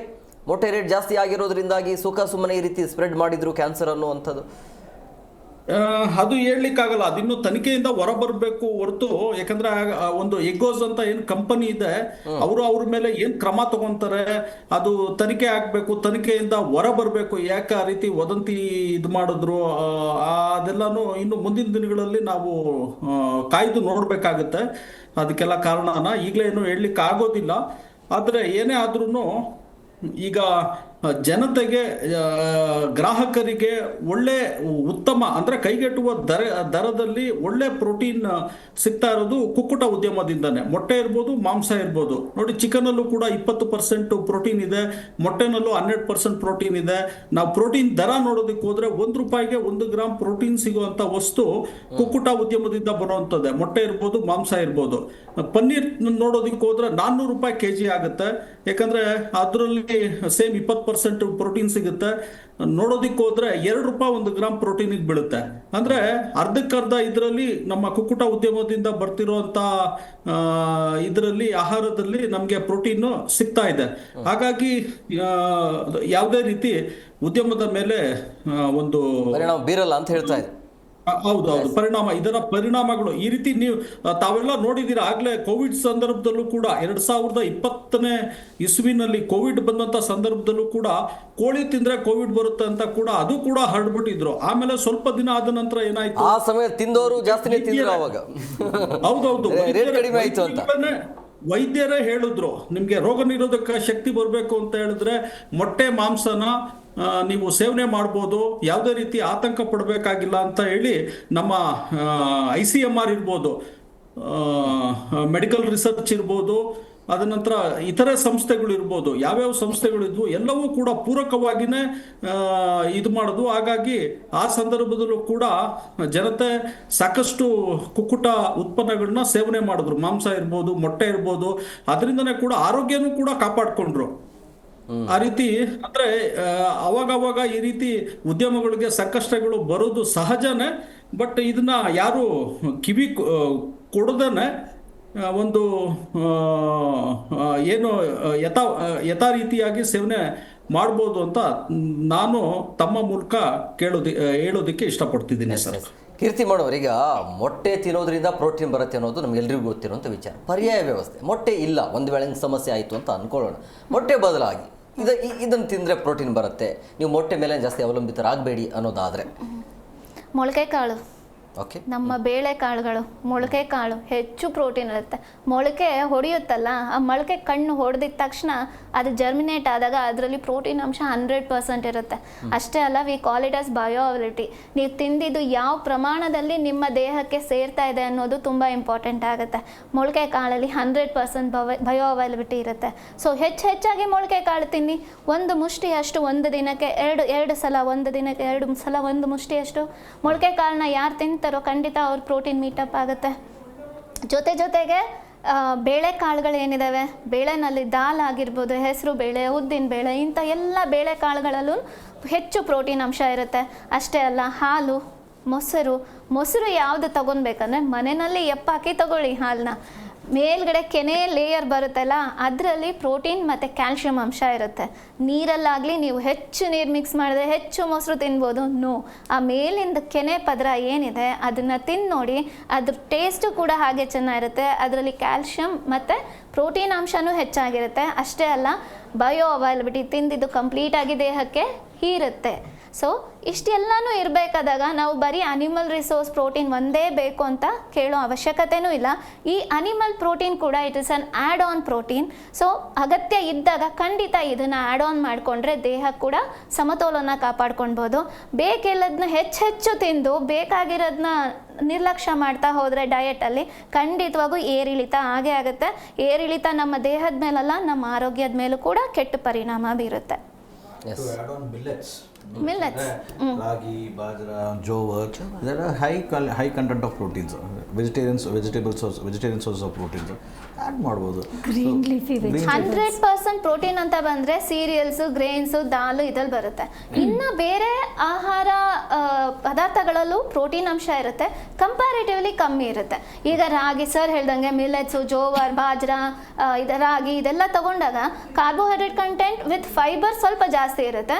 ಜೊತೆಗೆ ಪ್ರೋಟೀನ್ ಅಂಶ ಇದ್ದೇ ಇರುತ್ತೆ. It is like 60 and another 40%. So ಹಾಗಾಗಿ ನಾವು ತಿನ್ನೋ ಎಲ್ಲ ಆಹಾರದಲ್ಲೂ major macronutrients, carbohydrate, protein and fat ಇದ್ದೇ ಇರುತ್ತೆ. ಯಾವ ಆಹಾರದಲ್ಲೂ ಈ 3 ಕಂಟೆಂಟ್ ಇಲ್ಲ ಅಂತ ಹೇಳೋ ಹಾಗೇ ಇಲ್ಲ. ಪ್ರಮಾಣತೆಯಲ್ಲಿ ಕಮ್ಮಿ ಇರುತ್ತೆ ಹೊತ್ತು ನಾವು ತಿನ್ಬೇಕಾದ್ರೆ ನಮ್ಮ ದೇಹಕ್ಕೆ ಸೇರಬೇಕಾಗಿರೋ ಅಷ್ಟು ಪ್ರೋಟೀನ್ ಅಂಶ, ಕಾರ್ಬೋಹೈಡ್ರೇಟ್ ಮತ್ತು ಹೆಚ್ಚು ನಾರಿನಂಶ. ನೀವು ಏನೇ ತಿನ್ಬೋದು, ನಿಮ್ಮ ಆಹಾರದಲ್ಲಿ ನಾರಿನಂಶ ಇಲ್ಲ ಅಂದರೆ ಯಾವುದೂ ಬಯೋ ಅವೈಲಬಲ್ ಆಗೋದಿಲ್ಲ, ಮೈಗೆ ಹೀರೋದಿಲ್ಲ. Fibre is the main thing which help for the absorption of the food what you have eaten in any form. So ಹಾಗಾಗಿ ಹೆಚ್ಚು ತರಕಾರಿ, ಕಾಳು, ಪಲ್ಯ, ನಮ್ಮ ಸ್ಟೇಪಲ್ ಫುಡ್ ರಾಗಿ, ಜೋಳ, ಬಾಜ್ರಾ, ಮೇಸ್ ಈ ಥರದ್ದು, ಮತ್ತು ಮಿಲ್ಲೆಟ್ಸಲ್ಲೂ ಅಷ್ಟೇ ಕೊರ್ಲೆ ಅಂತ ಇದೆ, ಅದರಲ್ಲಿ ಹೆಚ್ಚು ರಾ ಫೈಬರ್ ಇದೆ. ರಾ ಫೈಬರ್, ವೆಟ್ ಫೈಬರ್ ಅಂತ ಮತ್ತೆ ಡಿಫ್ರೆನ್ಷಿಯೇಟ್ ಆಗುತ್ತೆ. ರಾ ಫೈಬರ್ ನಮ್ಮ ದೇಹಕ್ಕೆ ತಗೊಂಡಾಗ ನಮ್ಮ ಗಟ್ ಮೊಬಿಲಿಟಿ, ಇಂಟೆಸ್ಟೈನಲ್ ಗಟ್ ಮೊಬಿಲಿಟಿ ಇನ್ಕ್ರೀಸ್ ಆಗುತ್ತೆ. ಅಷ್ಟೇ ಅಲ್ಲ, ಅದರಲ್ಲಿರೋ ರಾ ಫೈಬರ್ ನಮ್ಮ ವಿಲೈ, ಇನ್ಫ್ಲಮೇಷನ್ಸ್ ಏನೇ ಇದ್ರೂ ಅದನ್ನ ಹೀಲ್ ಅಪ್ ಮಾಡ್ತಾ ಹೋಗುತ್ತೆ. So food always act like a medicine. First food is always a medicine, then it helps us to fill our stomach. So ಆಹಾರನ ಒಂದು ವಿಜ್ಞಾನ ರೀತಿನಲ್ಲಿ ನಮ್ಮ ದೇಹದ ನಾವು ತಗೊಳ್ತಾ ಹೋದರೆ ಖಂಡಿತವಾಗೂ ನಮ್ಮ ದೇಹಕ್ಕೆ ಒಳ್ಳೆ ಆರೋಗ್ಯನ ಕಾಪಾಡ್ಕೊಂಡು ಹೋಗ್ಬೋದು. ರಾಜೇಶ್ ಸರ್, ನೀವು ಹೇಳಿದ್ರಿ ಮೊಟ್ಟೆ ಪ್ರೋಟೀನ್ ಸಿಗುತ್ತೆ, ಓಕೆ, ಬಟ್ ಅದು ಲಿಮಿಟ್ ಬೇಕು ಅಂಥೇಳಿ. ಸೊ ಹಂಗಾಗಿ ಒಂದು ವೇಳೆ ಜಾಸ್ತಿ ಮೊಟ್ಟೆ ತಿಂದರೆ ಆರೋಗ್ಯದ ಮೇಲೆ ಯಾವ ರೀತಿಯಾಗಿ ಪರಿಣಾಮ ಬೀರುತ್ತೆ? ಪ್ರಮುಖವಾಗಿ ಹೃದಯಾಘಾತಕ್ಕೆ ಏನಾದರೂ ಎಫೆಕ್ಟ್ ಆಗುತ್ತಾ? ನಾರ್ಮಲ್ ಇಂಡಿವಿಜುವಲ್ಸ್ ಏನಂದರೆ ಯಾವುದೇ ಡಿಸೀಸ್ ಇಲ್ಲ, ಡಯಾಬಿಟೀಸ್ ಇಲ್ಲ, ಕಿಡ್ನಿ ಪ್ರಾಬ್ಲಮ್ ಏನಿಲ್ಲ, ಹಾರ್ಟ್ ಪ್ರಾಬ್ಲಮ್ ಏನಿಲ್ಲ, ಅವ್ರಿಗೆ almost 0.8 to 1 milligram per kg body weight ತನಕ ಕೊಡ್ಬೋದು. That is the normal protein requirement. But ಅದೇದು may go to conditions where patients are having kidney disease, ಆವಾಗೆಲ್ಲ ಬಂದು 0.8 ಎಲ್ಲ ಕೊಡೋಕ್ಕಾಗಲ್ಲ. Have to go further low, 0.4 to 0.6 ಇಲ್ಲ, ಒಂದು ಅರ್ಧಕ್ಕಿಂತ ಅರ್ಧ ತೊಗೋಬೇಕಾಗುತ್ತೆ. ಸೊ ಪ್ರೋಟೀನ್ ಒಂದು ಕಡೆ ಚೆನ್ನಾಗಿ, it's very helpful, very important substance, body ಬಿಲ್ಡಿಂಗ್ಗೆ, ಇಮ್ಯುನಿಟಿಗೆ ಎಲ್ಲ ಬೇಕಾಗೋದು. But at a higher levels ಈ ಬಾಡಿ ಬಿಲ್ಡರ್ಸು, ಈ ವೇ ಪ್ರೋಟೀನು ಇಂಥದ್ದೆಲ್ಲ ಅವ್ರು ತೊಗೊಳ್ತಾರಲ್ಲ, so that can be sometimes dangerous. ಯಾಕಂದರೆ it can affect the kidneys, kidney affect ಆಗಿ ಕಿಡ್ನಿ ಫೇಲ್ಯೂರ್ ಆದ ತನಕ ಹೋಗ್ಬೋದು. So anything within the daily required allowance, required daily ಅಂದರೆ ಒಂದು ದಿವಸಕ್ಕೆ ಎಷ್ಟು ತೊಗೋಬೇಕು ಅಷ್ಟು ತೊಗೊಂಡ್ರೆ ಏನಾಗಲ್ಲ. When you cross that limit ಅಮೃತವನ್ನು ವಿಷ ಆಗುತ್ತೆ. So in the same way any content taken on higher proportion should be watched for. Sir ನನಗೊಂದಿದೆ, ನೀವು ಎಲ್ಲ ಹೇಳ್ತಾ ಇದ್ದಾಗ it was too good, very informative. ದಿನಕ್ಕೊಂದು ಹೊಟ್ಟೆ ತುಂಬೋದು ಹೊಟ್ಟೆ ಅನ್ನೋ ರೀತಿಲಿ ಹೇಳ್ತಾ ಇದ್ದೀರಾ. ಸೊ ಇವಾಗ ಎಷ್ಟೊಂದು ಜನ ರಾ ತೊಗೊಳ್ತಾರೆ ವಿತೌಟ್ ಬಾಯ್ಲ್. ಯಾಕಂದರೆ ಕೀರ್ತಿ ಮೇಡಮ್ ಹೇಳಿದ್ರು ಚೆನ್ನಾಗಿ ಅದನ್ನು ತೊಳೆದ್ಬಿಟ್ಟು ಬಾಯ್ಲ್ ಮಾಡಿದರೆ ವಾಟ್ ಎವರ್ ಇಟ್ ಈಸ್ ಅದು it gets cooked and it will be safe ಅಂತ. ಬಟ್ ಎಷ್ಟೊಂದು ಜನ ರಾ ತೊಗೊಳ್ಳೋದು ಅಭ್ಯಾಸ ಇಟ್ಕೊಂಡಿರ್ತಾರೆ, ಹಂಗೆ ಕುಡಿಯೋದು ಮೊಟ್ಟೆನ ನಾನು ನೋಡಿದ್ದೀನಿ. ಸೊ ಅದು ಬೆನಿಫಿಟ್ಟಾ ಅಥವಾ ಹಾರ್ಮ್ಫುಲ್ಲಾ? ಆಮೇಲೆ ಜೊತೆಗೆ ಇದು ಬಾಯ್ಲ್ ಮಾಡಿದಾಗ ಅಕಸ್ಮಾತ್ ಈ ಥರ ಕೆಮಿಕಲ್ಸ್ ಇರೋ ಅಂಥ ಮೊಟ್ಟೆ ಆಗಿದ್ದರೆ ಆ ಕೆಮಿಕಲ್ಸು ಅದು ಶಕ್ತಿ ಕಳ್ಕೊಳತ್ತಾ ಅಥವಾ there will be hidden chemicals in that ಮೊಟ್ಟೆ ವಿಚ್ ಈಸ್ ಹೀಟ್ ಸ್ಟೇಬಲ್ ಇರೋವಂಥದ್ದು ಏನಾದರೂ ಇದೆಯಾ? ಸೊ ಅಂಥದ್ದು ಏನಾದರೂ ಸೇವಿಸಿದ್ರೆ, ಎಕ್ಸಾಂಪಲ್ ಪ್ರೆಗ್ನೆಂಟ್ ಪ್ರೆಗ್ನೆಂಟ್ ಮಕ್ಕಳು ಇವರೆಲ್ಲ ತೊಗೊಂಡು ಸ್ಪೋರ್ಟ್ಸ್ ಪರ್ಸನ್ ತೊಗೊಂಡಾಗ ಅವ್ರಿಗೆ ಕ್ಯಾನ್ಸರ್ ಬರೋದು, ಅಥವಾ ಕ್ಯಾನ್ಸರ್ ಅಂತಲೇ ಅಲ್ಲ, ಯಾವುದಾದ್ರೂ ಇವಾಗ ಒಂದು ಟೀನು ಜಾಸ್ತಿ ಕುಡಿದ್ರೆ ಕ್ಯಾನ್ಸರ್ ಬರುತ್ತೆ ಅಂತಾರೆ. Everything as it's effects. But ಈ ಮೊಟ್ಟೆ ಇದೆಲ್ಲ ರಾ ತೊಗೊಂಡಾಗ ಅದು ಹಿಂಗೆ? ಖಂಡಿತ ಮೇಡಮ್, ಮೊಟ್ಟೆ ಅಥವಾ ಯಾವುದೇ ಕುರಿ ಕೋಳಿ ಅಥವಾ ಯಾವುದೇ ಲೈಫ್ ಸ್ಟಾಕ್ ಇದರಲ್ಲಿ ನಾವು ಬಂದಾಗ ಖಂಡಿತವಾಗೂ ರಾ ಯೂಸ್ ಮಾಡೋದು ಉತ್ತಮ ಅಲ್ಲ. ಯಾಕೆ ಅಂತಂದರೆ ಒಬ್ಬೊಬ್ಬರು ಇಮ್ಯುನಿಟಿ ಡಿಫ್ರೆಂಟ್ ಇರುತ್ತೆ. ಅಷ್ಟೇ ಅಲ್ಲ, ರಾನಲ್ಲಿ ಲಾಟ್ ಆಫ್ ಮೈಕ್ರೋ ಆರ್ಗಾನಿಸಮ್ಸು ಕೆಲವೊಂದು ಬ್ಯಾಕ್ಟೀರಿಯಾಸ್ ಇದ್ದೇ ಇರ್ತವೆ. ಅವು ನಮ್ಮ ದೇಹಕ್ಕೆ ಹೋದಾಗ ಅದನ್ನು ನಾವು ರೆಸಿಸ್ಟ್ ಮಾಡೋಕ್ಕೆ ಆಗಿಲ್ಲ ಅಂತಂದರೆ ನಮಗೆ ಫುಡ್ ಪಾಯ್ಸನ್ ಆಗೋ ಸಾಧ್ಯತೆಗಳು ಹೆಚ್ಚಾಗಿರುತ್ತೆ. ಅಷ್ಟೇ ಅಲ್ಲ, ಅದು ನೀವು ಪ್ರೆಗ್ನೆನ್ಸಿ ಅಂತ ಹೇಳಿದ್ರಿ, ಅಂಥ ಕಂಡೀಷನಲ್ಲಿ ಇರಬೇಕಾದಾಗ ಯಾವುದು ರಾ ಉಪಯೋಗಿಸಲೇಬಾರ್ದು ಅಂತಲೇ ಹೇಳೋದು. ಈವನ್ ಮೊಳಕೆ ಕಾಳು ಕೂಡ ಬೇಯಿಸಿ ತಿನ್ನಿ ಅಂತಲೇ ಹೇಳೋದು. ಯಾಕೆಂದರೆ ಅಜೀರ್ಣ ಆಗ್ಬೋದು, ಫುಡ್ ಪಾಯ್ಸನ್ ಆಗ್ಬೋದು. ಅಜೀರ್ಣ ಆದರೆ ಹೊಟ್ಟೆ ನೋವು, ಹೊಟ್ಟೆ ಉಬ್ರ, ಇಲ್ಲ ಅಂದರೆ ಇರಿಟಬಲ್ ಬವಲ್ ಕಂಡೀಷನ್ ಅಂತ ಹೇಳ್ತೀವಿ. ಈ ಥರ ಎಲ್ಲ ಕಾಣಿಸ್ಕೊಳ್ಳೋ ಸಾಧ್ಯತೆಗಳು ಹೆಚ್ಚಾಗಿದೆ. ಯಾವುದೇ ಆಹಾರ ಆಗಲಿ ಫ್ರಿಡ್ಜಲ್ಲಿ ಇಟ್ಟು ಉಪಯೋಗಿಸೋದು ಮತ್ತು ಕುಕ್ ಮಾಡ್ದಿರ ತಿನ್ನೋದು, ಕುಕ್ ಮಾಡಿ ಫ್ರಿಡ್ಜಲ್ಲಿ ಇಟ್ಟು ಮತ್ತೆ ರೀಹೀಟ್ ಮಾಡಿ ತಿನ್ನೋದು, ಇದೆಲ್ಲ ಹಾನಿಕಾರಕ. ಬೆಟರ್ ಫ್ರೆಶ್ ಆಗಿ ತರಬೇಕು, ವಾಶ್ ಮಾಡಬೇಕು. ಆಮ್ಲೆಟ್ ಅಲ್ಲಿ ಆಫ್ ಬಾಯ್ಲ್ ಅಂತ ತಿಂತಾರಲ್ಲ, ಎಲ್ಲಾನು ಫುಲ್ ಬಾಯ್ಲ್ಡ್ ಇರಬೇಕು, ನೋ ಆಫ್ ಬಾಯ್ಲ್ಡ್ ಆರ್ ರಾ. ಸರಿ, ಇಲ್ಲಿ ನಾವು ಹಿಂಗೆ ಮಾಡ್ತೀವಿ. ಒಂದು ಸೆಕೆಂಡ್, ಹೋಟೆಲ್ಸ್ನಲ್ಲಿ ನಾವು ಸರ್ ಹೇಳಿದ್ರು ಎಣ್ಣೆನೂ ನಾವು ಕರೆಕ್ಟಾಗಿ ಯೂಸ್ ಮಾಡಬೇಕು. ಸೊ ಅದು ನಾವು ಮನೇಲಾದರೂ ತೊಳಿತೀವಿ, ಮಾಡ್ತೀವಿ, ಎಲ್ಲ ಮಾಡ್ತೀವಿ. ಆದರೆ ಇದೇ ರೆಸ್ಟೋರೆಂಟ್ಸ್ನಲ್ಲಿ ಎಲ್ಲ you control yourself madam. Don't often go visit the restaurants. ಅಲ್ಲ, ಅನದರ್ ಥಿಂಗ್ ಇಸ್, ಇವಾಗ ಮೊಟ್ಟೆ ಎಲ್ಲ ನೋಡಿದ್ವಿ, ಓಡಿದ್ರೆ ಹೆಂಗಿರುತ್ತೆ, ಒಂಥರ ಸೆಮಿ ಸಾಲಿಡ್ ಜೆಲ್ ಥರ ಇರುತ್ತೆ. ಯೆಲ್ಲೋ ಸಪ್ರೇಟ್ ಇರುತ್ತೆ, ವೈಟ್ ಸಪ್ರೇಟ್ ಇರುತ್ತೆ. ಬಾಯ್ಲ್ ಆದಮೇಲೆ ಏನಾಗುತ್ತೆ, ಇಟ್ ಈಸ್ ಆರ್ ಕಾಂಕ್ರೀಟ್. ಅದೇನಾಗುತ್ತೆ, ಅದು ಪ್ರೋಟೀನ್ ಇದೆಯಲ್ಲ, ಪ್ರೋಟೀನ್ ಪ್ರೆಸಿಪಿಟೇಟ್ ಆಗುತ್ತೆ ವಿತ್ ಹೀಟ್. ಅದು ಡೈರೆಕ್ಟಾಗಿ ಹಾಗೆ ಇಫ್ ಯು ಟೇಕ್ ಇಟ್ ರಾ, ಅದು ಪ್ರೋಟೀನ್ ಪ್ರೆಸಿಪಿಟೇಟ್ ಆಗಿರಲ್ಲ, ರಾ ಪ್ರೋಟೀನ್ ಹಾಗೆ ಇರುತ್ತೆ. ಡೈಜೆಸ್ಟ್ ಮಾಡೋದು ತುಂಬ ಕಷ್ಟ ಆಗುತ್ತೆ. It's not gut friendly. Digest ಮಾಡೋದು ತುಂಬ ಕಷ್ಟ ಆಗುತ್ತೆ. ಬಟ್ ಅದೇ ಬಾಯ್ಲ್ ಆದಮೇಲೆ ಆ ಪ್ರೋಟೀನ್ ಡಿನೇಚರ್ ಆಗಿಬಿಡುತ್ತೆ. ಸೊ ಅದು ಒಂಥರ ಹಾರ್ಡ್ ಆಗಿಬಿಡುತ್ತೆ. So it is easier for our gut to digest it. So ಇವಾಗ ಇದೇ ಒಂದು ಐಸ್ ಕ್ರೀಮ್ ಬೇಸ್ಡ್ ಇಟ್ಕೊಂಡು ಆಯಿತು, ಎಗ್ ಇಟ್ಕೊಂಡು ಐಸ್ ಕ್ರೀಮ್ ಮಾಡ್ತಾರೆ. ಇನ್ನೇನೋ ಇವ್ರ ಕ್ರಿಯೇಟಿವಿಟೀಸ್, ಇನೋವೇಷನ್ಸ್ ಏನೇನೋ ಆಗೋಗ್ತಾ ಇದೆ ಇವಾಗ ಆಚೆ ಕಡೆ. So how bad is it? No madam, egg as an ingredient, preparing any other bakery item, you will bake that in some temperature. So it is cooked. Okay. So you no need to worry about that. ಕೊನೆಯದಾಗಿ ಏನು ಹೇಳ್ತೀರಿ, ಅಂದರೆ ಒಬ್ಬ ಗ್ರಾಹಕನಾದವನು ಯಾವ ರೀತಿಯಾಗಿ ಎಚ್ಚೆತ್ತುಕೊಳ್ಬೇಕಾಗತ್ತೆ ಅಂತ? ನೋಡಿ, ನಮ್ಮ ICMR Indian Council of Medical Research dietary guideline ಅಲ್ಲಿ ಹೇಳುತ್ತೆ, ಪ್ರತಿ ಮನುಷ್ಯ ಪ್ರತಿನಿತ್ಯ 1 kg ದೇಹದ ತೂಕಕ್ಕೆ 1 ಗ್ರಾಮ್ ಪ್ರೋಟೀನ್, 1 ಗ್ರಾಮಿಂದ 1.6 ಗ್ರಾಮ್ ಪ್ರೋಟೀನ್ವರೆಗೂ ಸೇವನೆ ಮಾಡ್ಬೋದು ಅಂತ ಹೇಳುತ್ತೆ. ನಾನು ಅದು ಪೂರ್ತಿ ಪ್ರಾಣಿಜನ್ಯ ಪ್ರೋಟೀನೇ ಸೇವನೆ ಮಾಡಿ ಅಂತ ಹೇಳೋದಿಲ್ಲ. 50% ICMR ಕೂಡ ಹೇಳುತ್ತೆ, 50% ಪ್ರಾಣಿಜನ್ಯ ಆಹಾರದಿಂದ ಬಂದರೆ ಉತ್ತಮ ಅಂತ. ಅಂದರೆ ಒಬ್ಬ ಮನುಷ್ಯನಿಗೆ 100 ಗ್ರಾಮ್ ಪ್ರೋಟೀನ್ ಅವಶ್ಯಕತೆ ಇದೆ ಅಂತ ಹೇಳಿದ್ರೆ 50 ಗ್ರಾಮು ಪ್ರೋಟೀನು ಸಸ್ಯಾಹಾರದಿಂದ ಬಂದರೆ, ಪ್ರಾಣಿಜನ್ಯ ಮೊಟ್ಟೆ ಮತ್ತು ಮಾಂಸದಿಂದ 50 ಗ್ರಾಮ್ ಪ್ರೋಟೀನ್ ಸೇವನೆ ಮಾಡ್ಬೋದು. ಉದಾಹರಣೆಗೆ ಮೊಟ್ಟೆ ಪ್ರತಿನಿತ್ಯ 2 ತಿಂದರೆ 12-13 ಗ್ರಾಮ್ ಪ್ರೋಟೀನ್ ಮೊಟ್ಟೆಯಿಂದ ಸಿಗುತ್ತೆ. ಕೋಳಿ ಮಾಂಸ ಕೂಡ 150 ಇಂದ 200 ಗ್ರಾಮ್ ಕೋಳಿ ಮಾಂಸ 150 ಗ್ರಾಮ್ ತಿಂದರೆ ಅದರಲ್ಲೂ ಕೂಡ ಒಂದು 30 ಗ್ರಾಮ್ ಪ್ರೋಟೀನ್ ಸಿಗುತ್ತೆ.